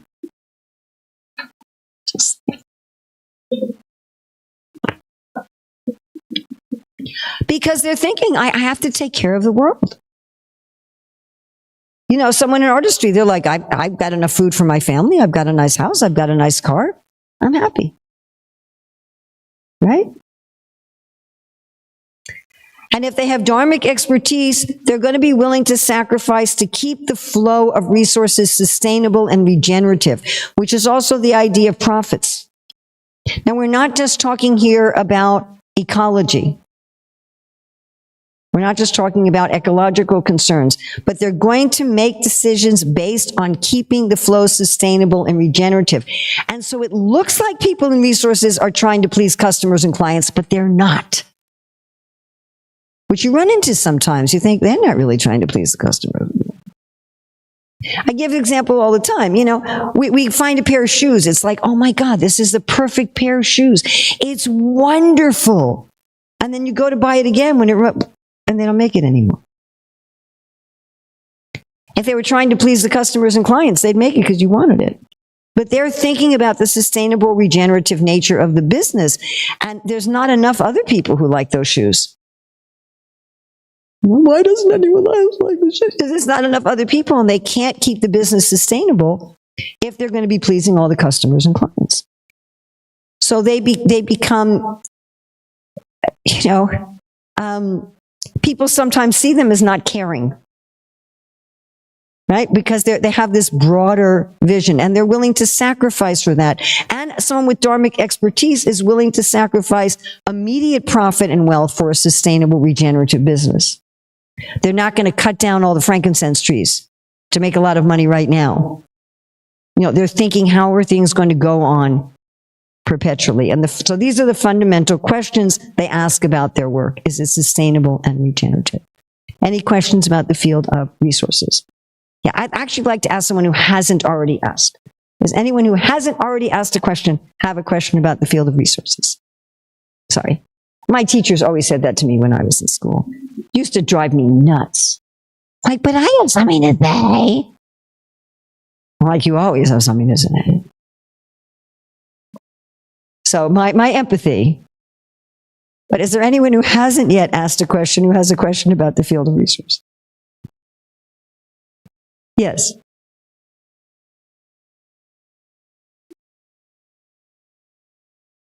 I guarantee you do not. Guarantee you. When people think they have the characteristics of more than one field, they are in one of these categories. They are confused. They're confused about the nature of the fields. Like they may think, because I'm a manager, therefore I'm in the field of government. Because I'm concerned about money, therefore I'm in the field of resources. So they may be confused about the nature of the fields. They may be confused because they have a lot of knowledge and skills in an area that's not their dharma, and they've come to identify with that. They have 20 years of knowledge and skills in something, and they tend to think I'm that, and they tend to think they have the qualities of that. Or they may be in one field that particularly assists another field. Like you could be in the government, in the department, running the Department of Labor, or running the Department of Agriculture. You're in government, but you're assisting artistry, or you're in government, but you're assisting resources. You may be in artistry, but you want to be a secretary in a law firm. You don't want to be a secretary in a medical office. You want to be a secretary in a law firm. So you're in artistry assisting government. So either people are misunderstanding the nature of the fields, or they're misunderstanding themselves. They can also be confusing a hobby with the field. Something that they're doing for their own recreation, their own pleasure, their own restorative. Dharma is outward facing. The field is, what do I want to give? How do I want to serve? I mean, recreation is serving others, sort of. Like I just took a little rest before this seminar. So you could say, well, I was resting so I could serve all of you better. But, that's stretching it. I was resting for me. You understand? I mean, if I'm really a devotee, I'll think this is Krishna's body. I'm doing this in service. But you understand what I'm saying? Prabhupada said, dress for others, eat for yourself. I'm going to eat what I like. And I can say, well, I'm eating what I like so I can be healthy, so I can be a better service. Yeah. Do you understand? If I'm thinking I'm doing it for Krishna, but I'm not really doing it for you, that's ridiculous. I didn't drink my soup today for you. I mean, I drank it for Krishna because I'm trying to keep this body healthy for him. But that's different than what I'm doing for all of you. Is that clear? Yes? So you might want to build furniture for a hobby, but you might not want to sell furniture. right? But so we can confuse that kind of thing. So those are the confusions. But I absolutely guarantee you, I've done now hundreds of consultations with people, never found anybody who was actually in a mixed field. Found a lot of people who thought they were in a mixed field. But that's another question. Any questions specifically about resources? Because we are running out of time. Any questions specifically about resources? Excuse me? Yes. Yes, you have to keep the business sustainable and regenerative, and you have to provide these things for the world. So yes. Yes, you can do that. Okay, last field, field of ideas. So what this field provides for society is guidance, education, truth, right? Counseling. Now, there are intelligent people in all four fields. So intellectual jobs, as far as I know, every intellectual job will say, generally, every intellectual job is in the field of ideas. But not all field of ideas jobs are intellectual. There are many field of ideas jobs that aren't intellectual at all. And intelligence is scattered widely through all four fields. Are there highly intelligent aeronautics engineers? Yeah. Are there highly intelligent cardiothoracic surgeons? Yeah, well, that's artistry. Are there highly intelligent business persons? Oh, yeah, definitely. Are there highly intelligent government people? For sure. So intelligence is not concentrated in the field of ideas. Intellectual work is. Okay, intellectual work is. I can't think of intellectual work that exists in the other three fields, but I'll assume that as a fallible being, there must exist some somewhere. I don't like making absolute statements, except that God is the absolute truth and I'm a soul and things like that. Other than that, I try to shy away from absolute statements. So this is very important. There's, just like there's leaders in all four fields, there's business leaders and stuff. And you talked about school principal. That's a leader in the field of ideas. Now, generally, people in the field of ideas communicate wisdom and truth through language or mathematics, but sometimes they communicate mostly through the fine arts. Now, those people are not usually just artists. They're usually more teachers. So they're running an art school. They're art therapists. They're running a dance school. But still, sometimes it happens. Like if you have a photojournalist, they're going to Ukraine and they're reporting on the war in Ukraine through photographs rather than text. So that kind of thing happens. You have some ideas work that is using the arts rather than language and mathematics.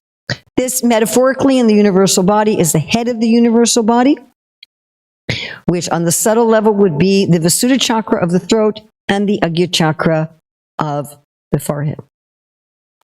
What careers do you think might be in the field of ideas?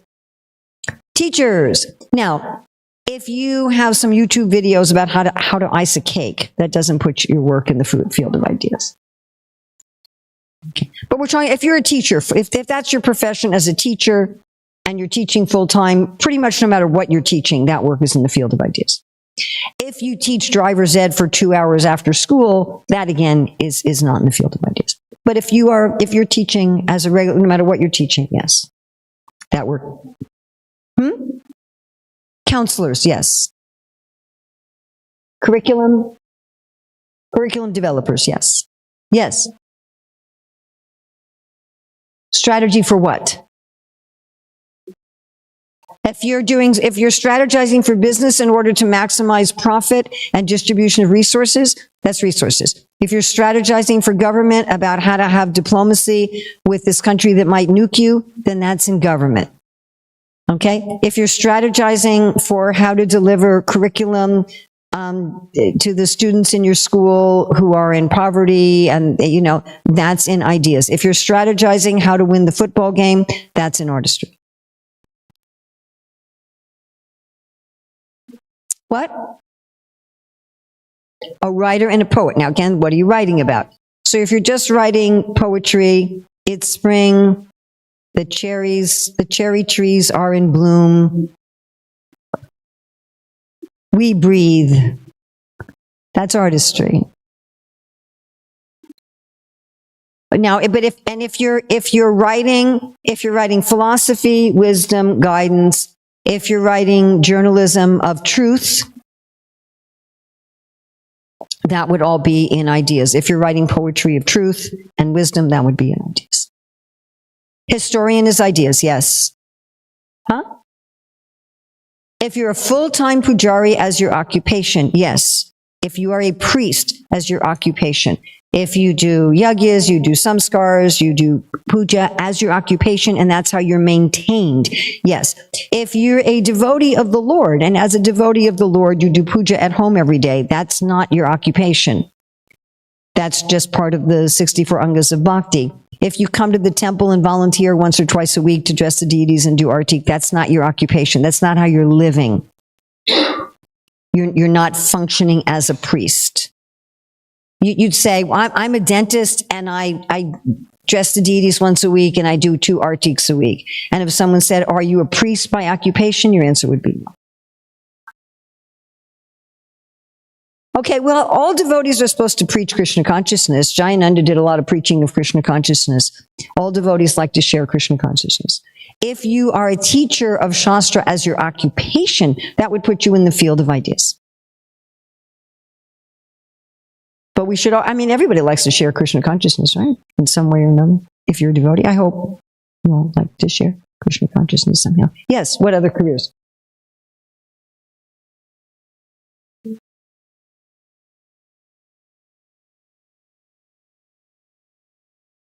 Dancer, the career of being a dancer is in the field of artistry. If you are, you're a dance teacher, then you're a teacher. So as you're a dance teacher, you will also be a dancer and you will probably also dance, but you are a dance teacher. You are therefore a teacher.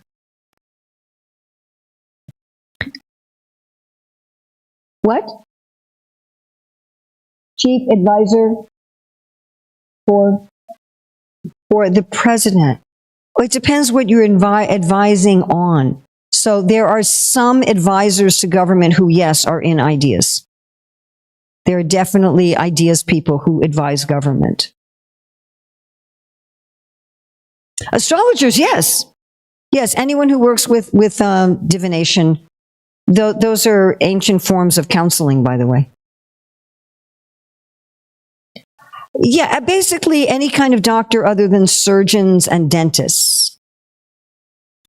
Other than surgeons and dentists, yes. So last May, I broke my hand, not my arm, my hand. And when I was in London a couple weeks after I broke it. So I was talking with one devotee about something else, and he saw my cast, and he was talking to me about it. And I said to him, what do you do? And he said, I'm a plumber. And I looked at him, and it just didn't look like he was a plumber. I said, what do you mean? He says, well, I'm a urologist.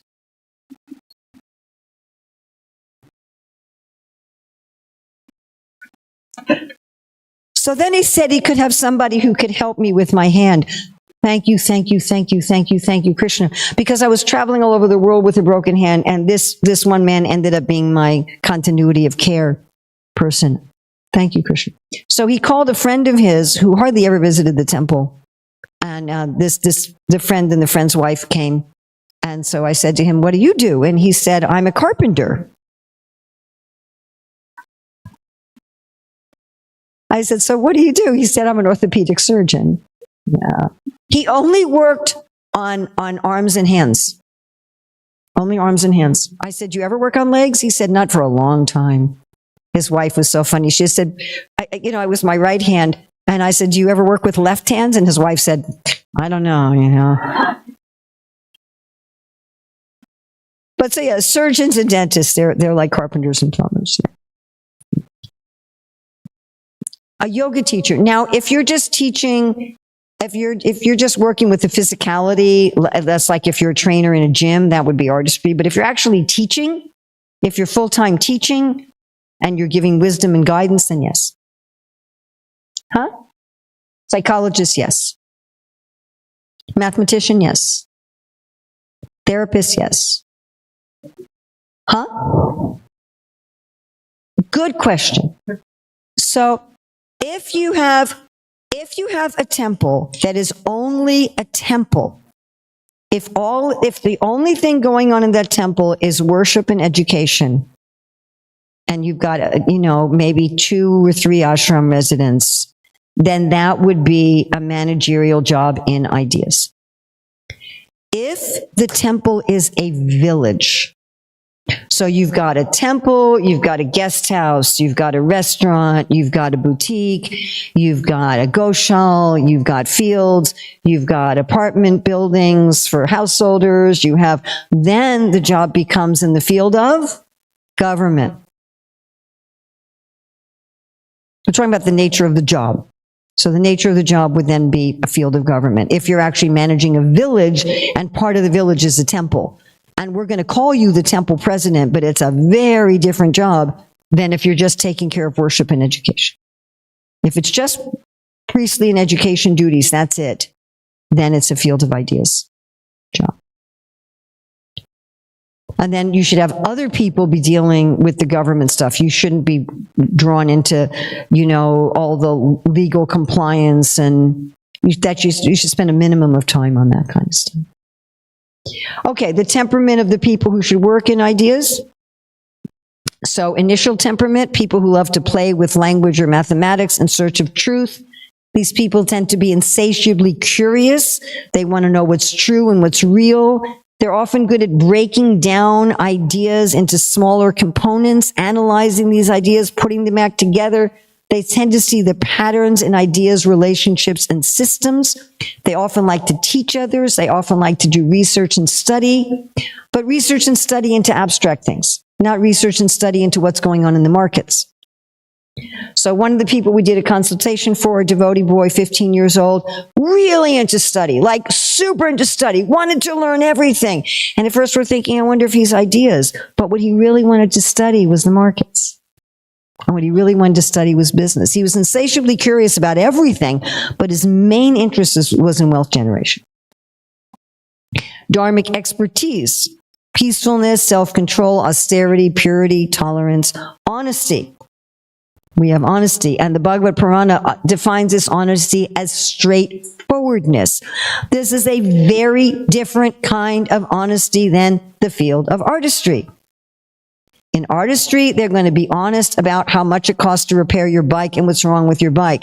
In ideas, they're going to be honest about what's wrong with you.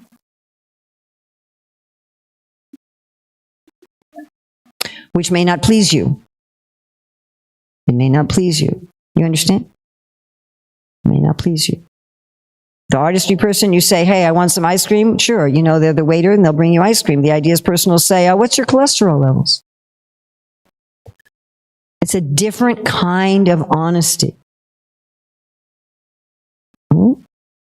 Satisfaction is also one of the qualities. People with the temperament for ideas are satisfied people, but it's a different kind of satisfaction than artistry. Artistry people are satisfied if they have a nice place to live with creature comforts. I have a comfortable home, good food, people who love me. I'm respected for my craft or service. People with ideas might appreciate that, but they might not even notice it. What they're satisfied with is mental intellectual stimulation. They're not ambitious people. These people also will not work 80 hours a week to become rich. They don't have this expansive nature of government or resources. They may be dedicated to assisting others mentally and emotionally by helping them understand life. They may be dedicated to helping others physically. Some of them are dedicated to themselves, to understanding themselves. Some of these people are introspectives. People. They like to collect knowledge, understand it, use it, share it. Sometimes these people live in their heads. Some of these people live in their heads. And they don't even notice what's going on around them. The quality that exists only in this field is this detachment, and sometimes it shows up like that. Now, some of these people are studying the big picture, and some of them study minutia, like the mating habits of the three-toed frog in this particular river. But even if they're studying the little frog, They're doing it for the purpose of greater knowledge for society. They're thinking if I study the mating habits of this frog, it will help in medicine, it will help in the environment, it will help wisdom, it will help understanding. So they're motivated by this picture. Because these are systems thinkers. These are the most abstract systems thinkers. They're looking at everything. They're not just looking at the cotton business and this business, and they're not just looking at the flow of politics and the economy. They're looking at the whole thing philosophically, not to control it, but to understand it. So in government, they're looking at the system to control it, in resources to control it, and ideas to understand it. And here you find the detachment. There's a detachment in ideas that is not found in the other three fields. It's kind of an extreme detachment. Oh, I forgot to ask you, so I'll ask it now. What's the prejudice that people have about this field? Yeah, there's stuff they do is useless. I mean, really, contact most temples in the Hare Krishna movement. Say, would you feed me and clothe me and house me if I spend a year researching the difference between the poetry of Rupa Goswami and Kavi Kanapur? Actually, Srila Prabhupada, he one time said, we don't want just people in this field. He said, we're trying to build a temple, and they're just go around saying, Hare Krishna, Hare Krishna. We need practical people. Right? What's another criticism of the people in this field, both related to this detachment?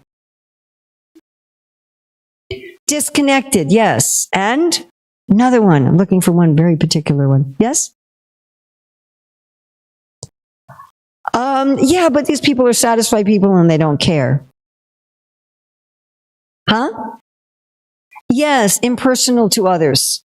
They're not sentimental. Both resources and ideas people are not sentimental. You can't be if you're going to teach objective truth. You have to be able to be unsentimental. I think the other one is arrogance. People often see ideas people as arrogant because they're so detached. Because they're so detached, they're often seen as doing useless work. Oh, you think you're above everybody else. Because metaphorically, they kind of are. They're like sports commentators, metaphorically, that are just watching the game and not playing it. Oh, you think you're up there. But they need this kind of objective view. And they want to remain balanced. They want to remain balanced and detached. Again, not expansive. They'll grow a garden for themselves. They don't want to feed the world. And again, looking at the point that both artistry and ideas are satisfied and honest, but it's a different kind of satisfaction. It's a different kind of honesty.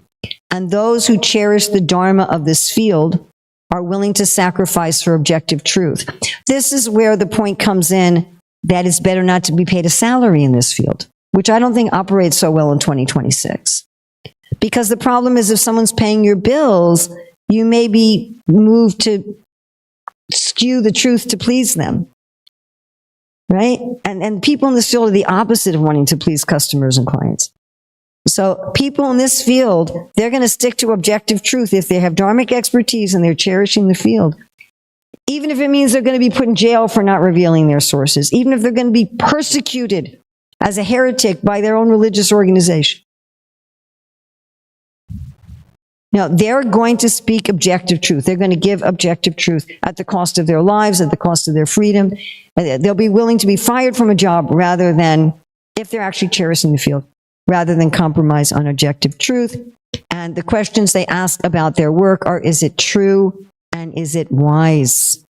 Any questions about the field of ideas, preferably from people who haven't already been asking? You have already been asking. I know you have. Is there anyone who hasn't been asking? Well, you asked a few. Anybody, anyone who hasn't yet asked any questions, you have a question about the field of ideas? Why are all so shy? I only talk when we split up into groups of 3 people or less. Yes.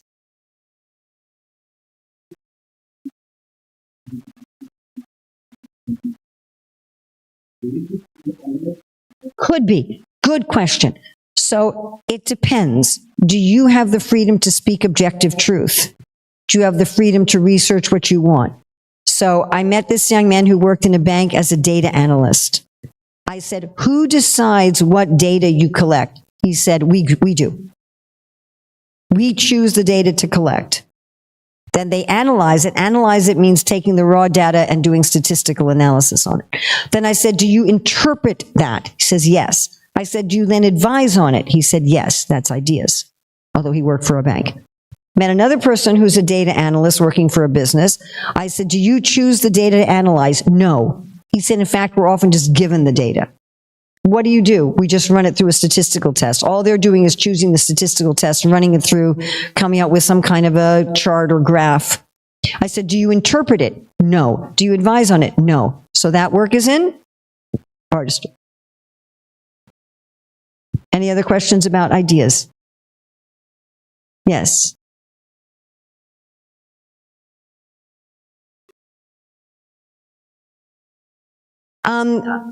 It could come from 1,000 sources. I mean, maybe you've never had any training in it. Maybe as a kid you were criticized for it. I was criticized from the time I was 3 for teaching. When I was 3 years old, my teachers went to my parents in preschool and they said, there's something wrong with your daughter. She doesn't just play with the other kids. You know who I was trying to teach? No, I wasn't trying to teach the other kids. I was trying to teach the teachers. I'd say, little Sally over there, you should help her with that. She doesn't really understand. And so my whole life I was always told, especially by my mother and my teachers, and stop teaching. Thankfully, I was who was asking about the orator? So I was very encouraged in public speaking. I was part of the forensics club, and I was very encouraged in research and writing and study, but I wasn't encouraged in teaching. And so if you had said to me when I was 15, what are you good at? I never would have said teaching. I thought it was a problem I had to get rid of. So it could be that, and by the way, that's very common, that our nature comes out in ways that we get criticized for.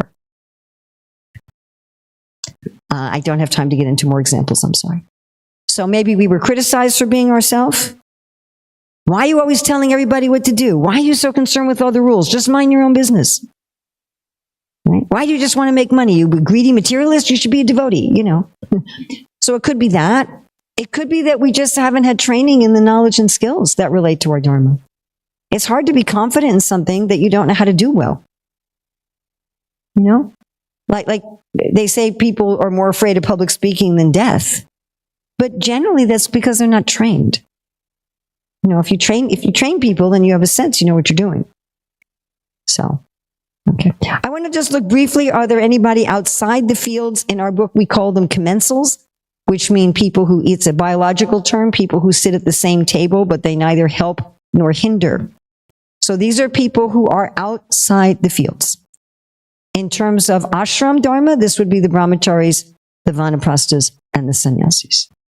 In the brahmachari ashram, you're being trained for your career. Prabhupada says brahmachari ashram means being trained in the higher values of life, along with specific training for a livelihood. Retired life literally means you're retired from work.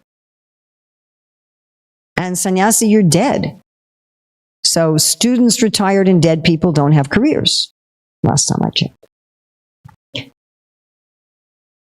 Okay, well, the problem is that it's 5:15. We talk about this in chapter 29. I will just say very, very, very, very briefly, according to the Bhagavatam and all scriptures, women have varna. Otherwise, there's no meaning to pratilom and anulom. Correct? Am I correct? When there's a mixed marriage, the woman stays who she is. Am I correct? Romaharshan Sutta? Mother was in ideas, father was in government, stayed like that. She didn't become government. Yes? Yes? Interesting. Whenever there was a mixed marriage, the child was usually identified with the mother. Think of Vidura, Romaharshan Sutta, other examples. Nanda Maharaj also. So women obviously have, and if you look around, you can see that women have these 4 temperaments. I mean, unless you'd never met a woman in your life.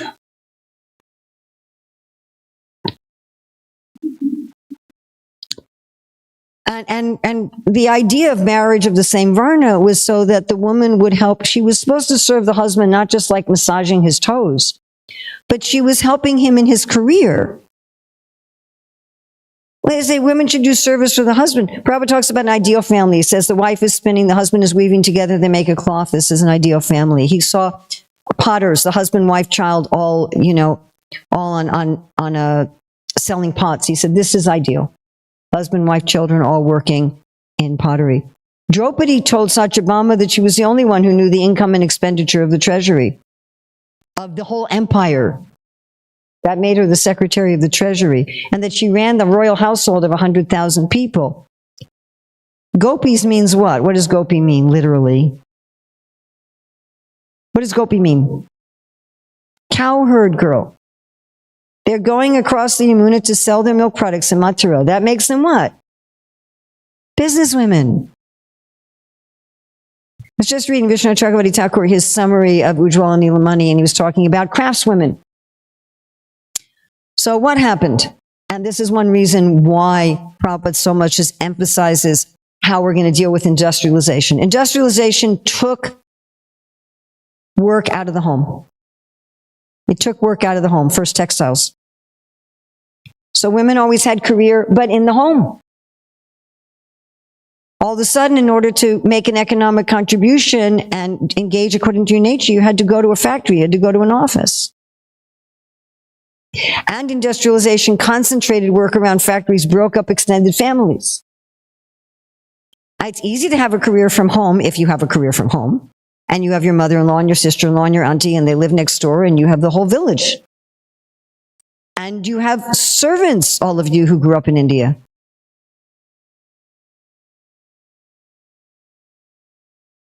You don't have those here, do you? In India, you had someone who cleaned your house every day. Yes? Do you have that here? No, unless you're very rich. We have someone come in twice a month, once a month. And in India, you had somebody who picked up your dirty laundry and they washed it and they dried it and they ironed it and they folded it. Now you've got to sort your laundry and put it in the washing machine and take it out and put it in the dryer, and you've got to iron it and yes? If you have a society where there's servants and there's extended family and you can work from home, women can easily have career. Does that make sense to everybody? With industrialization, all of a sudden women had to choose between home and career. And there was a lot to do at home. You had to grind the grain, you had to grind the spices, and you had an average of 6 kids. So women, biologically speaking, were forced to choose home over career. They were forced. They didn't have a choice.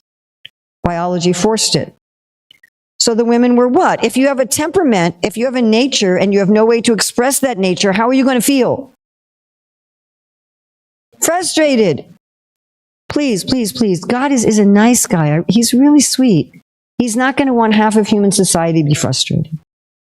So women were very frustrated, but at least they weren't bored because they had 6 or 8 kids to take care of and grains to grind and laundry to do by hand.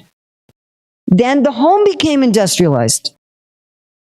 All of a sudden you had a refrigerator and you had a washing machine and you had a vacuum cleaner. And then you had birth control and abortion. So now you're only having maybe 1 or 2 kids. And then there was compulsory education that came along with industrialization. They're in school all day. So now women are not only frustrated, they're also what? Bored. That's not a good recipe, folks. People look at the 1950s and say, oh, let's go back to the 1950s. But right before a waterfall, have you ever seen a waterfall? Right before a waterfall, the water is very calm. So in the 1950s, women were very frustrated and very bored.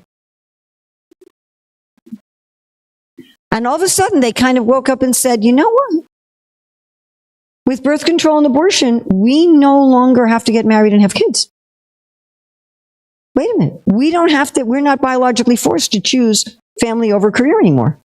Guess what? We're going to choose career over family. We just turned the whole world inside out and upside down. And made what Prabhupada says marriage and imagination in modern society. It's been devastating for everybody. So in ideal society, everybody, all human beings, should have Sanatan Dharma, a Bhakti, Varna Dharma, and Ashram Dharma. Everybody, if you're going to be a holistic person. Some people are going to be a commensal their whole life. Some people are going to be a lifetime student. Or they may go directly from student to renounced. You're going to have some tiny portion of society that does that. out in the world that you get 3 PhDs and an MD and you do postdoc and you never actually do any career. So someone there, brahmachari, and they go directly from there to vanaprastha or sannyas. But that's a tiny fraction of society. So I would suggest that we don't exactly want to return to 1950. I would suggest we want to return somewhat to 1700. But not in every respect, please. I don't want to do my laundry in a bucket. I've done that, and I've done that many, many times, and I'm really not so keen on that. So, and I don't think that very many people want to return to 1700 in terms of giving up all modern conveniences. But to return to community, villages raising children, extended family, the glory of the servant class, working from home, trying to have marriages so husband and wife can work together in a similar way. One of the problems we have is when you have mixed field marriages, right? And the man is in the field of government and the wife is in the field of ideas, and the man's like, okay, I've been called out for a counter-terrorist arrest. And she says, well, stay safe, stay in the car, okay? That's actually a real story of a real couple in the Hare Krishna movement. Does that answer your question? Now, some women are going to be very happy only being a housewife. They're actually going to be very happy. Those would be women who by temperament would be A, in the field of artistry, B, in the field of artistry as a domestic servant. So if a woman would want as her career to clean houses and cook for other people and take care of other people's children, then she might be happy making her own home as her career. But other than that, there's going to be a large part of that person that is frustrated and is not actually given the ability to give to the world what they should be giving to the world and to do service for Krishna that actually they should be doing. And it's interesting, Prabhupada talked about the women with children, and he said we should have a nursery school for the children. He said the women are not just meant for taking care of the children, but also advancing in devotion and also contributing to the mission. And Prabhupada would always encourage the women to use their talents. It's actually a crime, So I'll just end with this. Jesus tells this parable of the master who has 3 servants, and he gives one of them 10 coins, one of them 5 coins, one of them 1 coin, goes away and comes back and sees what they've done with it. The one who had 10 coins invested it, increased it to 100. The one that had 5 invested it, increased it to 10. The one that had 1 didn't want to lose it and buried it in the ground. And the master came back, and the ones who had increased it, he gave them so much more. And the one who buried it, he took away the one that he had. Prabhupada said, Krishna has given everyone some extraordinary talent, and to use that talent to please Krishna, that is devotional service, that is perfection. So thank you very much. Anything good in this presentation is from Srila Prabhupada, from the Shastra, from our acharyas, from my co-author, Dr. Ruchira Datta. Anything bad in this presentation is my responsibility and my fault. Don't even blame my co-author for that, please. So please take the good and leave aside the bad. You do have your papers where you have a review of everything. And what we are going to be doing tomorrow is we're going to be looking at how the fields interact in community, which is very much related to etiquette. What is the proper etiquette for interaction? The cooperation between the fields, the competition within the fields, and the checks and balances between the fields. If you want to go into this more deeply, we have the book here. You can also go to careerdharma.net, where we have our online course and so forth. Thank you. Srila Prabhupada ki jai.